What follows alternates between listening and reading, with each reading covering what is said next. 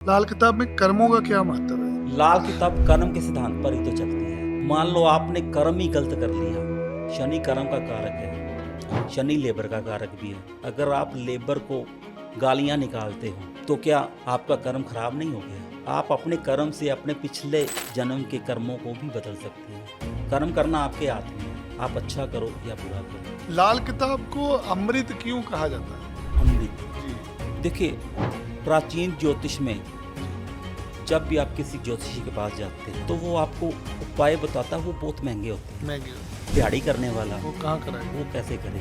तो वो एक लाल किताब ज्योतिषी के पास आता है। ये भी तय किया जा सकता है कि बंदा कौन सा काम करे, कौन सी Yes, फील्ड में जाएगा, yes, yes. वो कौन से घर से पता लगता है। शनि के साथ जिस भी ग्रह का संबंध हो जाएगा जी वो बंदा उस तरह का काम कर सकता है और पॉपुलर हो जाएगा, कामयाब हो जाएगा। लाल किताब में सबसे सरल उपाय कौन से होते हैं? जल प्रवाह करने वाले जल प्रवाह। और असर कितने दिन में होता है इसका? कई बार तो 2 घंटे बाद ही असर दिखा देते 2 घंटे बाद।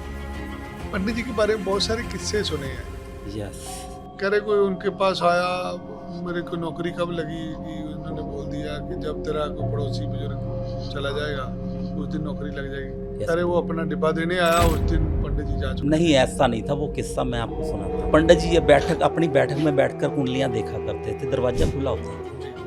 एक लड़का गली से बार बार इधर उधर का जाकर चक्कर, कभी इधर चला जाता कभी उधर चला जाता। पंडित जी देखा, जी पंडित जी ने उसको आवाज़ दी, अंदर आओ।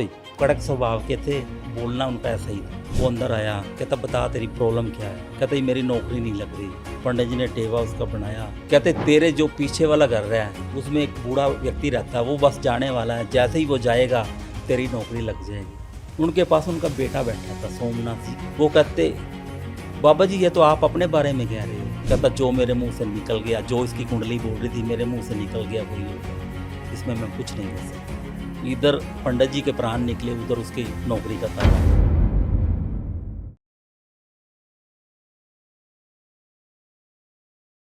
श्री राम जय राम, जय जय राम, श्री राम जय राम, जय जय राम। रघुपति राघव राजा राम, पतित पावन सीता राम, श्री राम जय राम, जय जय राम। सनातन धर्म की जय हो। आज के पॉडकास्ट की शुरुआत हो रही है मेरे राम भाई, मेरे राम जी द्वारा भेजे गए दूत हमारे पास, जो अपनी ज्योतिष विद्या से आपकी समस्याओं के हल निकालेंगे। आज एक ऐसे अमृत की बात करेंगे जिसे लाल किताब अमृत बोला जाता है। लाल किताब अमृत पर चर्चा होगी। लाल किताब क्या वैदिक का पाठ है? लाल किताब अमृत क्यों है? एक ऐसे इंसान जिन्होंने लाल किताब का अनुवाद किया, लाल किताब की सेवा करी, एक लंबे समय से लाल किताब ने उनको चुना। नजूमी पूछा मैंने इनका नाम नजूमी विनीत नागपाल है। चर्चा करेंगे, इंट्रोडक्शन भी लेंगे, कैसे लाल किताब अमृत है।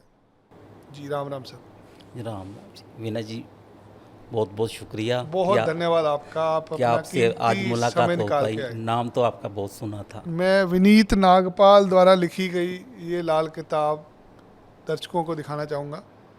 तो जानना भी चाहूँगा कि आपको कैसे मौका मिला लाल किताब की सेवा करने का। और बचपन में बहुत सी मुश्किलें झेल ली। जी ज़िंदगी में कुछ ऐसी घटनाएं घटी जिनका हल मेरे पास नहीं था। मैं सोचता था कि ये घटनाएं मेरे साथ ही क्यों घट रही हैं, सबके साथ क्यों नहीं घटती। ज़िंदगी ऐसे ही चलती रही, कभी कुछ हो जाता कभी कुछ हो जाता। ज्योतिष के बारे में सुना था, मन में ख्याल आया कि क्यों ना इसकी ओर ध्यान दिया जाए, इसको समझा जाए, इसको परखा जाए कि ज्योतिष क्या कर सकता है। मैंने थोड़ा सा गूगल पे सर्च किया सन 2009 में, जब मैंने अपना ब्लॉग लिखना शुरू किया था तो मेरे को लाल किताब का नाम दिखाई दिया। थोड़ा सा और सर्च करने पर मेरे को लाल किताब का उर्दू वर्जन मिला। अब उर्दू तो आती नहीं थी, क्या करता। थोड़ा सा और सर्च किया तो मेरे को एक एस्ट्रो स्टूडेंट ग्रुप है, उन्होंने हिंदी का वर्जन रफ भाषा में PDF के रूप में डाला हुआ था। मैंने उसको डाउनलोड किया, पढ़ा तो अचंभित हो गया। उसमें लिखे शब्द वाकई मंत्रमुग्ध कर देने वाले थे। इतनी आसान भाषा में लिखे हुए थे कि आप पढ़ो और आपको लगे वाकई ये घटना तो आपके साथ हुई है, ये इस ग्रह के कारण हुई है। लेकिन फिर वहाँ मेरे को प्रॉब्लम क्या पैदा हुई कि जब किसी ग्रह का समाधान ढूंढने चाहा तो वो अलग अलग पन्ने देखने पड़ते थे, तो मुश्किल आती थी। इसको फिर मैंने सोचा कि क्यों ना ये किताब लिखी जाए, ताकि मैंने सिर्फ अपने लिए ये किया था, तो मैंने इसको लिखने का प्रयास शुरू किया उसी हिंदी को कॉपी करके। तो उसी समय मेरे को दिल्ली से एक व्यक्ति है, उन्होंने मेरे को व्हाट्सएप ग्रुप में डाल दिया। तो व्हाट्सएप ग्रुप से मेरे साथ Kulbir Bains advocate high court के थे, उनसे मुलाकात हुई। वो आज इस दुनिया में नहीं है। उन्होंने मेरे को फ़ोन किया कि वनीत जी, आप मेरे को आकर चंडीगढ़ मेरे निवास स्थान पर मिलो। मैंने कहा क्या बात है? कहते आप आओगे तो मैं आपको बताऊंगा। मेरा प्रोग्राम बना। मेरे एक दोस्त फाजिलका के संदीप वर्मा जी थे, उनको वो पहले से जानते थे। मैं उनको साथ लेकर उनके घर पर जाकर मिला, तो उन्होंने मेरे को बड़े अच्छे ढंग से मेरे को मिले, चाय पानी पिलाई, नाश्ता करवाया। उसके बाद उन्होंने मेरे को एक एक्सटर्नल हार्ड डिस्क दी जी। और कहा कि इसमें लाल किताब के 5 वर्जन 300 DPI में स्कैन रूप में मौजूद हैं, आप इसको अपने लैपटॉप में कॉपी कर लो। अच्छा। तब मेरे को समझ में आया कि डेस्टिनी जब आपको चुनती है तो आपकी सहायता के लिए वो रास्ते भी पैदा करती है। तो आपको PDF में मिल गई लाल किताब? नहीं, मेरे को scanned copy, Scanned copy JPG copy 300 DPI में 5 वर्जन मिल गए। जी तब मुझे समझ में आया कि जब डेस्टिनी आपको चुनती है जी।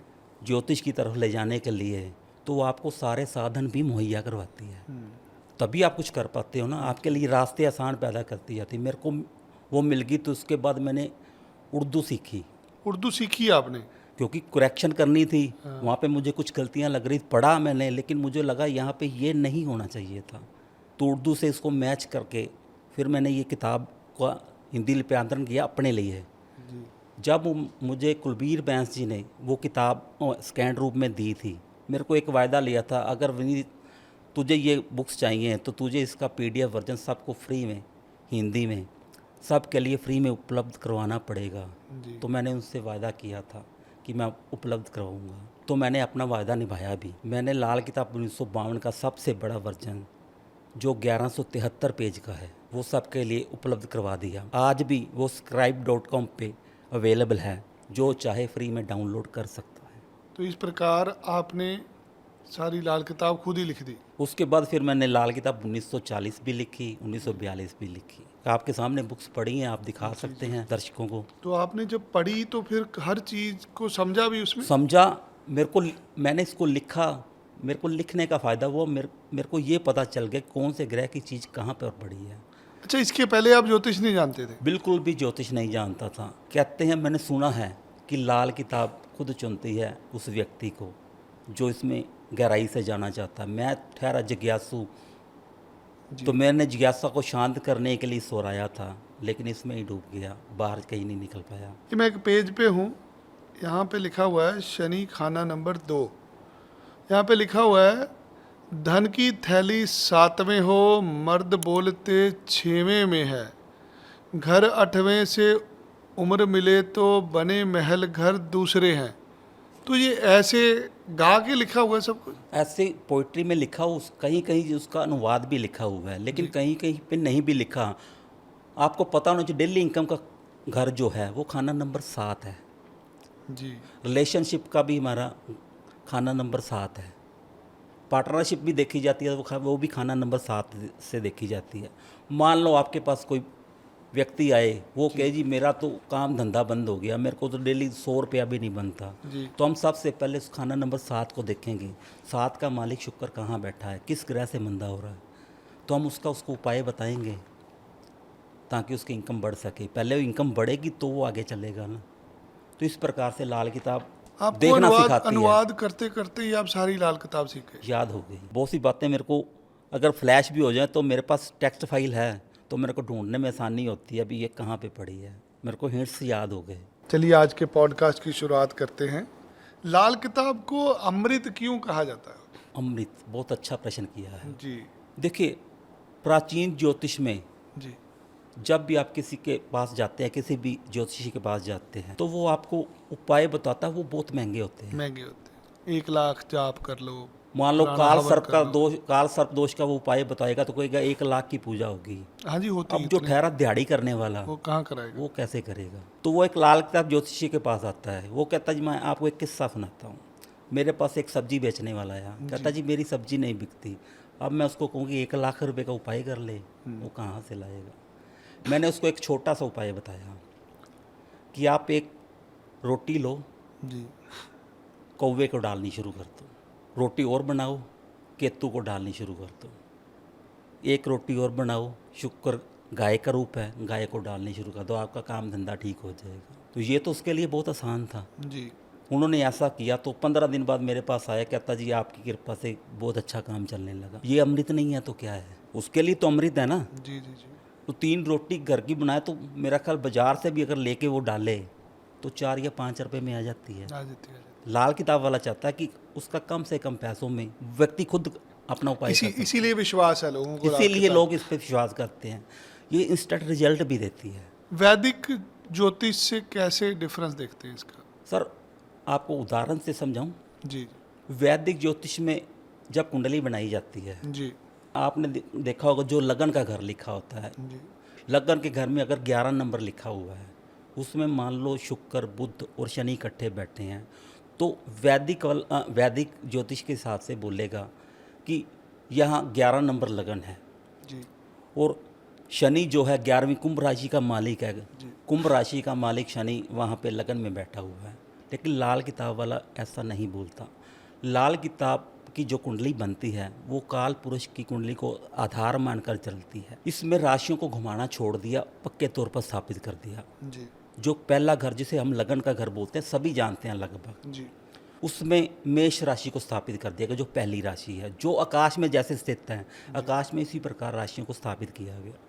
तो लाल किताब वाला बोलेगा, ऐसे नहीं बोलेगा कि वो मेष राशि में है, वो कहते हैं खाना नंबर 1 में ये तीनों ग्रह बैठे हैं। जी। तो यहाँ से लाल किताब का ज्योतिष बिल्कुल डिफरेंट हो जाता है। अब शनि में अगर किसी ग्रह की दृष्टि आ रही है तो वो उससे बोलेगा, ना कि वो राशियों को बोलेगा। वैदिक में एक और अंतर है, वैदिक में दशा देखी जाती है, वो किस राशि में बैठा है, उस राशि का स्वामी किस भाव में बैठा है, ये देखा जाता है। तो इतनी लंबी चौड़ी गुना भाग करने पर कहीं भी त्रुटि हो जाए तो आपकी जो फलित है वो गलत हो सकती है। लेकिन लाल किताब में ऐसा बिल्कुल भी नहीं है। वो भाव बेस्ड होने पर, खाना नंबर पर आधारित होने के कारण फलित करना बिल्कुल आसान है, क्योंकि वो ग्रहों की स्थिति को देखकर किया जाता है। जैसे सूर्य खाना नंबर 1 में उच्च का कहा गया है, तो एक लाल किताब वाला बड़े आराम से बोलेगा आपका राज दरबार उच्च का है। उच्च का मतलब भी आपके सरकार से अच्छे संबंध होंगे, आप ठेकेदारी करते हैं तो आपके काम बड़ी आसानी से हो जाते होंगे। इस प्रकार से वैदिक और लाल किताब में अंतर पैदा हो जाता है। लाल किताब में ग्रामर किसे बोला जाता है। बहुत अच्छा प्रश्न किया। जैसे प्राचीन ज्योतिष में, जिसे हम वैदिक भी बोलते हैं, नियम तय किए गए हैं, जी दृष्टियां तय की हैं, वैसे ही लाल किताब में के भी अपने नियम हैं। उसमें भी कौन सी दृष्टियां हैं, कौन सा घर किस घर को देखेगा, वो वैदिक से बिल्कुल अलग है। उसमें 7वीं दृष्टि देखी जाती है जी मोस्टली। तो लाल किताब कहती है कि 1, 4, 7 और 10 इस पे 100% दृष्टि है, और 7वीं की दृष्टि को इतनी अहमियत नहीं देते। जी उसमें 8वीं दृष्टि को सबसे अहमियत दी जाती है, यानी कि पहले से 8वें। वो दोनों ग्रह टक्कर पे माने जाते हैं। अगर आपस में दुश्मन हुए तो नुकसान करेंगे। जी मान लो राहु खाना नंबर 1 में हो और शुक्र 8 में हो। शुक्र को कोमलता का प्रतीक कहा गया है, राहु को आग धुआं उगलने वाला कहा गया है। जी अब एक फूल कोमल सा इंसान हो, उसके आगे धुआं आ जाए तो वो क्या करेगा, डर जाएगा। उसको झुलसाएगा। झुलसे।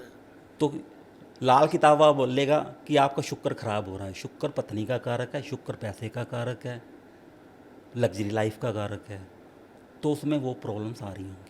तो जो निशानियां हैं इसी को बोलते हैं, इसी को लाल किताब की निशानियां बोलते हैं। ग्रामर इसी और को लाल किताब की ग्रामर इसीलिए इतनी बढ़िया है, उसमें वो नियम बताए गए हैं कि कौन सा ग्रह कहाँ पे बैठकर क्या प्रभाव देगा। अब मान लो अपने पिता का मकान देखना हो तो लाल किताब स्पष्ट यहाँ पे कर देती है कि पिता का मकान खाना नंबर 10 से देखा जाएगा। पिता का मकान मतलब। आपको जल्दी जो अपने पिता से, ग्रैंडफादर से नहीं, पिता से जो मिले, पिता के घर के बारे में देखना हो जी जी जी वो तीसरे घर से पता लगा, वो 10वें घर से पता चलेगा। 10वें से। अगर आपको जायदाद कोई जद्दी जायदाद मिली है, जी आपने देखनी हो, वो मान लो ये आप मेरे पास कोई आता है, वो कहता है जी मेरे को मेरे ग्रैंडफादर की जायदाद मिलेगी या नहीं मिलेगी, या वो कहता है जी मेरे को बताओ कि मेरे को क्या मिलेगा। हम देखेंगे कि कुंडली में खाना नंबर 9 जिससे गुरु का घर बोला गया है, अगर उसमें कोई ग्रह नहीं बैठा है तो हम उसको स्पष्ट कह देंगे तेरे को जद्दी जायदाद कोई नहीं मिलेगी, मिलनी नहीं कुछ भी। मिलनी नहीं, खाली रह जाएगा। तो अगर कोई बैठा है फिर वो पता फिर लगेगा। बताएंगे जी किस ग्रह से रिलेटेड है, तेरे को वो चीज़ मिलेगी। ऐसे लाल किताब के नियम हैं जो ग्रामर में दिए गए हैं। ग्रामर में वर्षफल के नियम भी दिए गए हैं। जी जन्म कुंडली से वर्षफल का नियम अलग नियम है। जो प्रभाव जन्म के ग्रह देते हैं वो थोड़ा सा वर्षफल में डिफरेंट हो जाते हैं।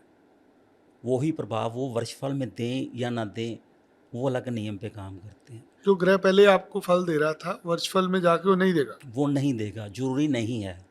ये लाल किताब में लिखा हुआ है।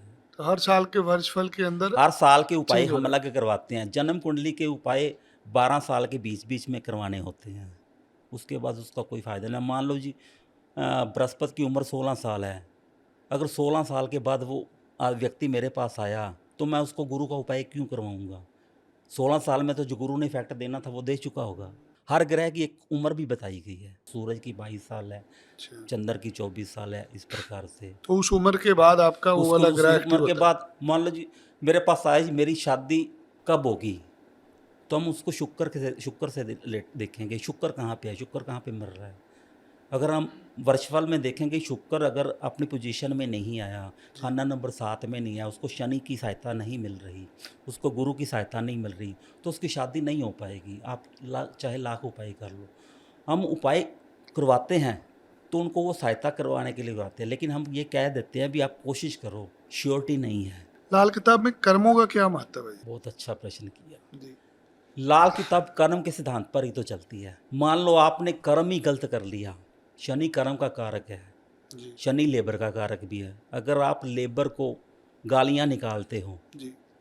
तो क्या आपका कर्म खराब नहीं हो गया?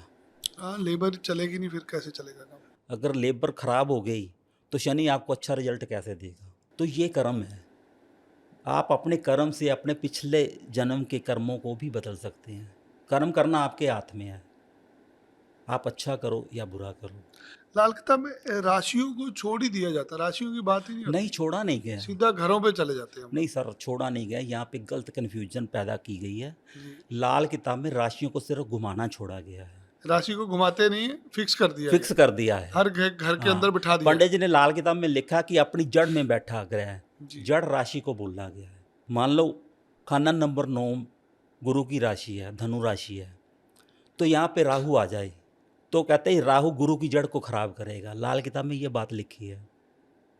गुरु की जड़ कौन सी हुई? धनु राशि हुई। जी तो प्रॉब्लम क्या होगी उस व्यक्ति को? सांस की, उसके अगर फादर है मतलब ग्रैंडफादर जिंदा हैं तो ग्रैंडफादर को होगी सांस की प्रॉब्लम, ग्रैंडफादर जिंदा नहीं है तो फादर को प्रॉब्लम होगी।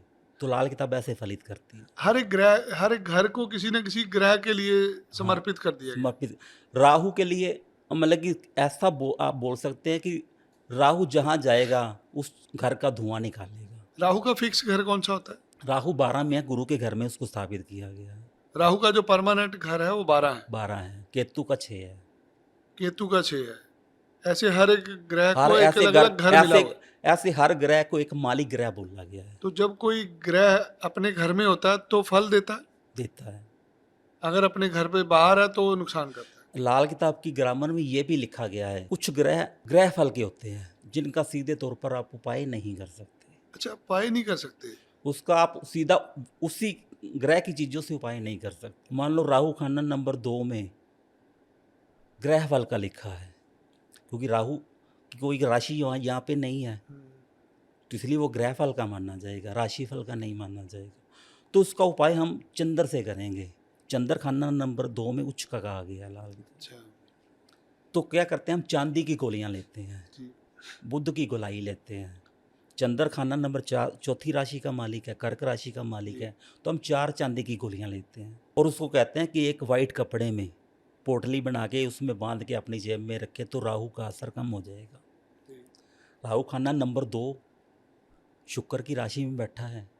शुक्र लग्जरी है, कुटुंब है, खाना नंबर 2 कुटुंब पे प्रभाव डालेगा। अगर हम राहु को कंट्रोल कर लेंगे तो कुटुंब पे प्रभाव अच्छा हो जाएगा, शुक्र को खराब करना बंद कर देगा। इस प्रकार से उपाय बनाए जाते हैं। क्या तंत्र और टोटके ये दोनों सेम है? नहीं, अलग अलग है। तंत्र ज़्यादातर बुराई के लिए किया जाता है। ज्यादातर लोग नेगेटिव वे में देखते हैं, जिनको समझ नहीं है लाल किताब की, उनको लगता है कि वो नेगेटिव किताब है। नहीं नहीं, लाल किताब इसमें जितनी तंत्र के बारे में तो कोई जिक्र नहीं। नहीं नहीं, लाल किताब में तंत्र का कोई नहीं है कोई रोल नहीं। व्याख्या। लाल किताब ये कहती भी आप पे तंत्र हो सकता है। वो खाना नंबर 10 से देखा जाता है। जब मंगल और शनि की युति बनेगी तो तंत्र हो जाएगा आपके। तंत्र हो सकता है। तंत्र हो सकता है। तंत्र की ऐसी कोई व्याख्या लाल किताब में नहीं की गई। मैंने तो लिखी है, मेरे को तो कहीं ऐसा शब्द दिखाई नहीं दिया। कि लाल किताब सिर्फ इंडियंस के लिए है या भारत के लिए ही बनी है? नहीं, देश काल और परिस्थितियाँ अलग अलग जगह की अलग अलग हैं, जी। उनके अनुरूप का काम करती है। मान लो हम यहाँ पे कोई चीज़, कोयला जल प्रवाह करने के लिए कहते हैं। राहु जब खराब कर रहा हो, खाना नंबर 8 में हो, तो अब यूएसए में, कनाडा में तो ये उपाय नहीं कर सकते। नहीं करते। आप करेंगे तो आपको जेल हो जाएगी। जी जी। तो वहाँ के लिए वहाँ से उसका सब्स्टिट्यूट किया जाता है। जैसे मैंने आपको बोला था सफाई कर्मचारी को चीज़ें देना, तो वहाँ पे इस प्रकार से उपाय करवाया जा सकता है। लाल किताब में आशियाँ क्या होता है? आशिया चीज़ों को बोला जाता है। आशिया उर्दू का शब्द है। आशियाँ उर्दू का शब्द है। उसका मतलब हिंदी में चीज़ें हैं। जैसे कि जैसे हम बेसन की बर्फ़ी है, हाँ हम जी। बोलेंगे तो ये गुरु की और मंगल की अशिया है। अच्छा, जब कोई उपाय कराना है आपने हाँ तो उसकी आशियाँ पकड़ रही हैं आप। हाँ, हम उसी की आशिया पकड़ते हैं। मान लो जी, म- मंगल खराब कर रहा है, आपको गुस्सा ज़्यादा आ रहा है, जी तो लाल किताब में एक नियम लिखा है, मंगलबद्ध। अगर आपको गुस्सा आ रहा है, आप किसी के भड़क रहे हो, आप किसी से लड़ाई कर रहे हो, तो यहाँ पे मंगलबद्ध बोला गया है। जी ये मंगलबद्ध का काम है। जी। मंगलबद्ध को मंगल नेक से कंट्रोल करना। तो हम यहाँ मीठी चीज़ें, मीठा मंगल है, मंगल नेक है, तो हम मीठी चीज़ें देते हैं। तो ये अशिया होगी ना, मंगल की अशिया होगी ना। सो हर एक ग्रह की अपनी एक आशियाँ हैं। हाँ, हर तो ग्रह वस्तुएं यहाँ उसकी। पे लाल किताब के ना पिछले पेजों में, मेरे पार्ट नंबर 2 में लाल किताब की हर ग्रह से रिलेटेड अशिया, हर ग्रह से रिलेटेड दिशा बताई गई है, रिश्तेदार बताए गए हैं, जानवर बताए गए हैं, मवेशी बताए गए हैं, पक्षी कौन से हैं, ये तक बताया गया है। किताब आपकी मिलती कहाँ से है? नहीं, अब तो नहीं मिलती, अब पब्लिश नहीं करी आपने? पीडीएफ मिलती है। पीडीएफ मिलती है।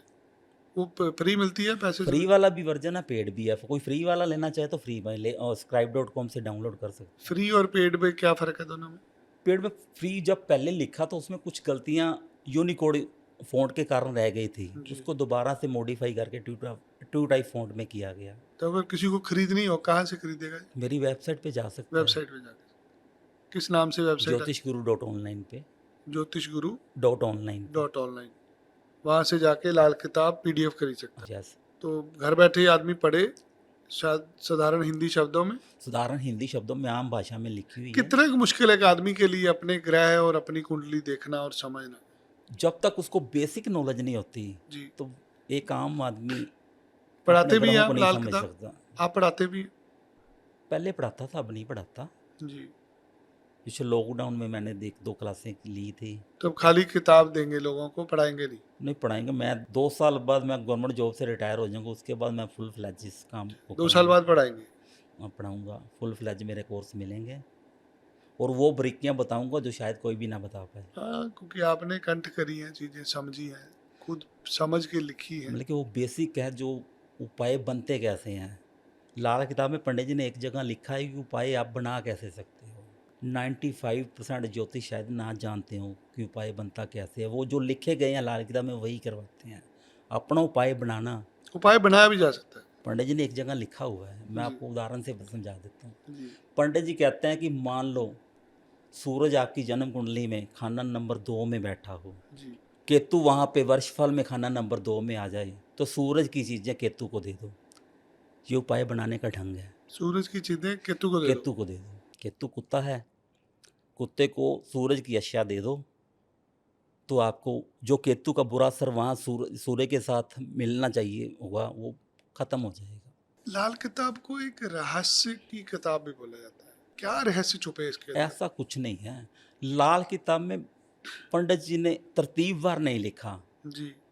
पंडित जी ने किसी बात का जवाब किसी और पेज पे लिख दिया, इसलिए लोग इसे कहते हैं रहस्य की किताब है। ऐसे क्यों किया पंडित जी ने? पंडित जी ने धारा प्रवाह लिखा। पंडित जी ने कोई सोच के नहीं लिखा कि मैंने ये लिखना है। पंडित जी को जैसे उनको एक गैबी ज्ञान था, जैसे जैसे उनको ज्ञान मिलता गया वो उसको उकेरते गए। पहले लाल किताब 1939 लिखी, उसमें लगा कि कुछ कमियां रह गई हैं तो उन्होंने लाल किताब 1940 लिखी, जिससे इल्म ज्योतिष की लाल किताब के अरमान 1940 बोला जाता है। और साथ में पंडित जी ने एक हिदायत भी की थी कि इन दोनों किताबों को इकट्ठे पढ़ा जाए, क्योंकि जो लाल किताब 1939 थी वो बिल्कुल हस्तरेखा पर थी। एक व्यक्ति को हस्तरेखा का ज्ञान लेने में 8 से 10 साल लग जाते हैं, तब वो एक्सपर्ट बन पाता है। 10 वो साल? भी अगर योग्य उसको गुरु मिल जाए तो, क्योंकि आपके हाथ में कुछ रेखाएं 7 से 8 साल में गायब भी हो जाती हैं, कुछ महीन रेखाएं गायब हो जाती हैं। आप कभी अपने हाथ पे गौर करके देखिएगा। नई रेखाएं बहुत बनती है। हाँ, तो इसलिए अगर मान लो आपके साथ पहले 10 साल पहले या 15 साल पहले कोई व्यक्ति पूछ के गया, आपने वो महीन रेखा को फलित बता दिया, 10 साल बाद वो आएगा, वो वहाँ पे शायद ना मिले। तो इसको पंडित जी ने इसके बाद बदला भी, इसको कुंडली पर आधारित किया जाए। पंडित जी ने एक जगह ये भी बताया कि हस्तरेखा से कुंडली कैसे बनाई जा सकती है। हस्तरेखा से कुंडली बन जाएगी? हस्तरेखा से कुंडली बनाने का ढंग भी सिखाया गया है। जो बेसिक कंसेप्ट था, लोगों को सिखाना चाहते थे वो। यस, पढ़ाते भी थे वो लोगों को? पढ़ता था। पंडित जी पढ़ाते थे? नहीं, पंडित जी नहीं पढ़ाते थे। पंडित सिर्फ लिख के गए? पंडित जी लिख के गए। पंडित जी कुंडलियाँ देखते थे। कुछ ज्योतिष लोग उनके पास जाते थे जिनको ग्रहों की नॉलेज थी, वो सुनकर बहुत सी बातें सीख भी गए। कुछ घरों में बोला जाता है कि घर में कोई पगला गया, कोई ग्रह पगला गया, इसका क्या अर्थ होता है? ग्रह बुरा असर दे रहा है। बुरा असर दे रहा है? बुरा असर दे रहा है। अब नॉर्मल आदमी को ये समझना ही बड़ा मुश्किल है, पगला गया। तो मैं वही कहता हूँ, लाल किताब में कुछ ऐसी भाषा का प्रयोग किया गया, छुपाया गया समझो, या उर्दू का टच था। उर्दू का टच होने के कारण, क्योंकि हमारे पंजाब में आम उर्दू बोली जाती थी जी। जब ये किताब लिखी कि 52 में, लेकिन उससे पहले 1939 लिखी की, तब तो अंग्रेज़ों का राज था। उर्दू बोलना तो अनिवार्य था। सारे सरकारी कार्य भी उर्दू में होते थे। आज भी आप देख लो, जन्म और मौत का या रेवेन्यू रिकॉर्ड उर्दू में लिखा हुआ आपको पुराना मिल जाएगा। आज भी मिलता है, रेवेन्यू रिकॉर्ड आज भी मिलता है। जन्म मौत का भी है। जो अशुभ ग्रह होते हैं उनके क्या लक्षण क्या होते हैं? मान लो किसी को स्ट्रेस आ रहा है, तो अब स्ट्रेस किस ग्रह से देखेंगे? लाल किताब ज्योतिष वाला जो करता है वो बड़ी आसानी से पहचान लेता है कि इसका चंद्र कहीं ना कहीं डैमेज हो रहा है। वो राहु से डैमेज हो सकता है, शनि से डैमेज हो सकता है। शनि और चंद्र की युति को विष योग बोला गया है वैदिक में, तो यहाँ पे जहर बोला गया है। फ़र्क क्या है? विष और जहर में कोई फ़र्क नहीं है। वो पंजाबी भाषा को पुट आ गया। वो कहते हैं शुभ है, ये अशुभ हो गया, ये बुरा असर दे रहा है, तो उसकी रेमेडी करवाई जाती है। अगर चंद्र खराब असर दे रहा है तो चंद्र को अच्छा करने के लिए दूध लेकर मंदिर में रखवाया जाता है। जो ग्रहों की स्थिति है वो जीवन में संकेतों के रूप में भी प्रकट होती है। यस, मिलती है। वो कैसे जी? मैं आपको एक उदाहरण से समझाता हूँ संकेत क्या है। मेरे पास एक फ़ोन आया, डॉक्टर को दिखाया, लेडी का फ़ोन आया जी। वो कहते जी इसको स्टंट पड़ेगा जी। ये संकेत है।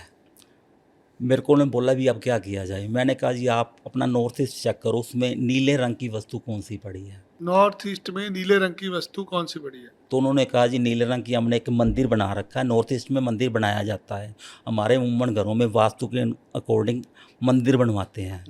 तो हमने उनको बोला कि आप नॉर्थ ईस्ट में देखो नीले रंग की कोई चीज़ पड़ी है। वो कहते ये एक हमने जो झिलमिल करते हैं दिवाली पे लड़ियाँ लगाई जाती हैं, वो मंदिर के आगे लगाई थी। मैंने कहा जी आप उसको हटा दो, उसके बाद बात करेंगे। वो हटा दी, आज तक उसको प्रॉब्लम नहीं। ये संकेत है, बिना कुंडली देखे, बिना कुछ सोचे। तो जब भी किसी के साथ कुछ होता तो वो उस ग्रह से रिलेटेड होता है। किसी को कोई बीमारी लगी है, हाँ, तो वो घर में वो जो बीमारी बोलता है उस ग्रह से रिलेटेड हम उस बीमारी को पकड़ते हैं। आपको ये प्रॉब्लम हो रही होगी। कब रिटायर होना आपने? 2027 में रिटायर हो जाऊंगा। ले लो रिटायरमेंट। बहुत ज्ञान है आपके पास, आप लोगों का भला कर सकते हो। और अभी भी भला कर रहा हूँ, मैं फ्री में कुंडलियाँ देखता हूँ, जो आ जाए उनकी कोशिश करता हूँ कि फ्री में हेल्प हो जाए। कौन से डिपार्टमेंट में काम मैं करते म्यूनसिपल काउंसिल जलालाबाद में जॉब करता हूँ। हो? तो आपको आपके सारे खर्चे सरकार देती है और आप सरकार की मदद करते हैं, लोगों को फ्री में देखो जी, कुंडलियाँ पता देखते क्या, हैं। मैं आपको अपनी अपनी लाइफ पर, जब पंडित जी ने जी। कोई भेदभाव नहीं रखा, हाँ जी। डेस्टिनी ने मेरे साथ भेदभाव नहीं रखा, मेरे को लाल किताब लिखने के लिए प्रेरित किया, मेरे लिए साधन मुहैया कराए, जी। तो मैं क्यों पीछे रहूँ। तो जिसको भी अपनी कुंडली दिखानी है वो आपको संपर्क करे। डेस्टिनी ने मेरे को ये जिम्मेदारी दी है, तभी तो उसने मेरे लिए ऐसे साधन मुहैया करवाए, तो फिर मैं कैसे ना बोल सकता हूँ। जब उन्होंने मुझे चुना लोगों की सेवा करने के लिए, मुझे मौका मिला, तो मुझे तो उसका फ़ायदा भी उठाना चाहिए। मेरे भी तो ग्रह ठीक होंगे, जी जी जी। मुझे भी तो फ़ायदा मिले। अगर मैं किसी की प्रॉब्लम सॉल्व करता हूँ, अगर उसकी प्रॉब्लम सॉल्व होती है, जी। तो उसका फ़ायदा मुझे भी मिलेगा। ग्रह बैकफायर करते हैं, आपको ये अच्छा, पता होगा। बैकफायर भी करते हैं। यस, अचंभित हो गए ना। जी।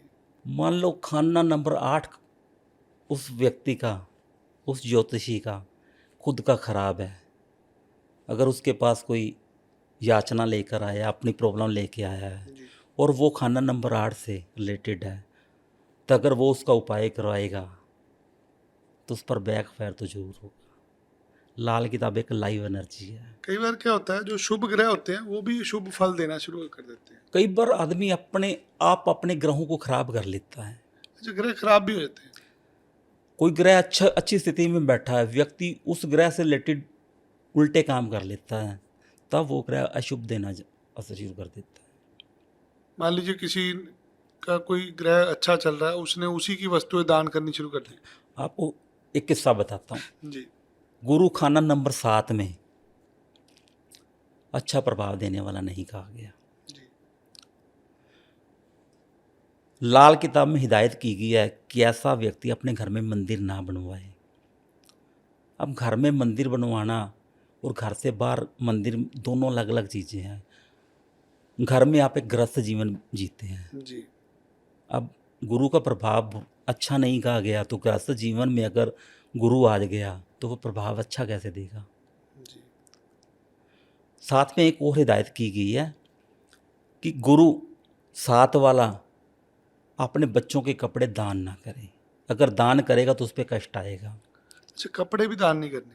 कपड़े दान करने की मनाही की गई है। जी। दान क्या है, दान गुरु का दान है। आप गुरु की चीज़ें दान, कपड़े केतु है ना, जी जी। कपड़े केतु कहे गए हैं। आप कपड़े का दान करते हो, जो आपके घर में आया वो फकीर के रूप में आया है, जी। तो इस प्रकार से आप अपने ग्रह के अच्छे रिजल्ट को भी बुरा कर लेते हो। अब एक और उदाहरण देता हूँ। मान लो किसी का चंद्र खाना नंबर 2 में उच्च का बैठा है, जी। अब वो अपनी माँ को गालियाँ निकालने लगे, तो क्या चंद्र उच्च का प्रभाव दे पाएगा? नहीं, कभी भी नहीं देखा। अब एक और बात बताता हूँ। चंद्र 2 में उच्च का बैठा है, वो कानों में, अपने कानों में चांदी के बाली या कोके डलवा ले, तो भी चंद्र केतु दुश्मनी पर आ जाएंगे, तो भी चंद्र बुरा प्रभाव देने लगेगा। हर ग्रह की चीज़ भी आपकी बॉडी से रिलेट करती है। किसी ग्रह का नीचे से ऊपर जाना क्या दर्शाता है? मतलब नहीं समझा, नीचे से ऊपर। कोई ग्रह नीच का है, वो चेंज भी होता है उसका समय। देखो, वर्षफल के अनुसार ग्रह की स्थिति बदलती है, तो जब बदलती है तो वो उसको क्या अच्छा दर्शाता है? प्रभाव भी देता है। वो अच्छा प्रभाव देगा। क्या उसको शिफ्ट भी किया जा सकता है? इसको शिफ्ट नहीं बोलते, जी। मतलब कि आजकल लोग इसकी सेंस को गलत यूज करने हाँ, लगे हैं। हाँ। हम किसी भी ग्रह को शिफ्ट नहीं कर सकते, ये हमारी समर्थ्य से बाहर है, कोई भी नहीं कर सकता। लोग कहते अब हैं ना, ग्रह, मैंने ये वस्तु का दान देके उसको यहाँ से हम उधर पहुँचा दिया। वही बता रहा हूँ मैं, हम उसकी एनर्जी को शिफ्ट करते हैं, ना कि एनर्जी को ग्रह को शिफ्ट शिफ्ट। होती है। ओके।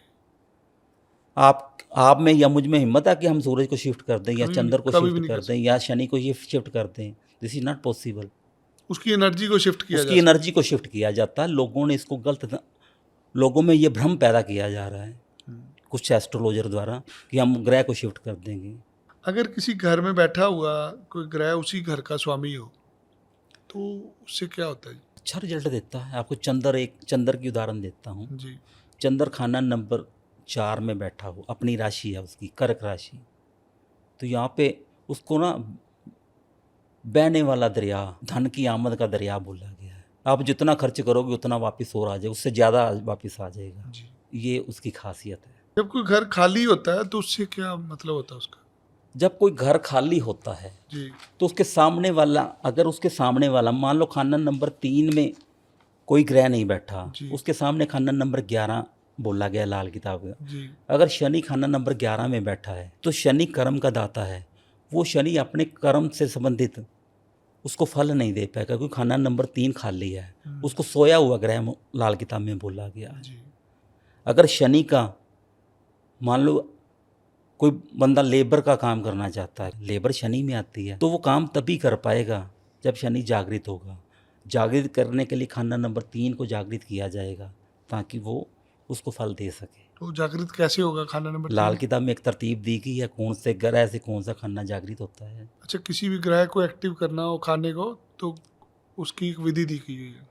मान लो या मैं आपको एक और तरीके से समझाता हूँ। आपके घर में रोशनी करने के लिए एक बल्ब लगा रखा है, एक बल्ब लगा सामने वाला घर खाली है, जी। बंद पड़ा है, तो उसमें रोशनी नहीं जा पाएगी ना। नहीं जाएगी, अगर उसका दरवाज़ा खोल दिया जाए तो आपके घर की रोशनी सामने वाले घर में जाएगी। चले जाएगी।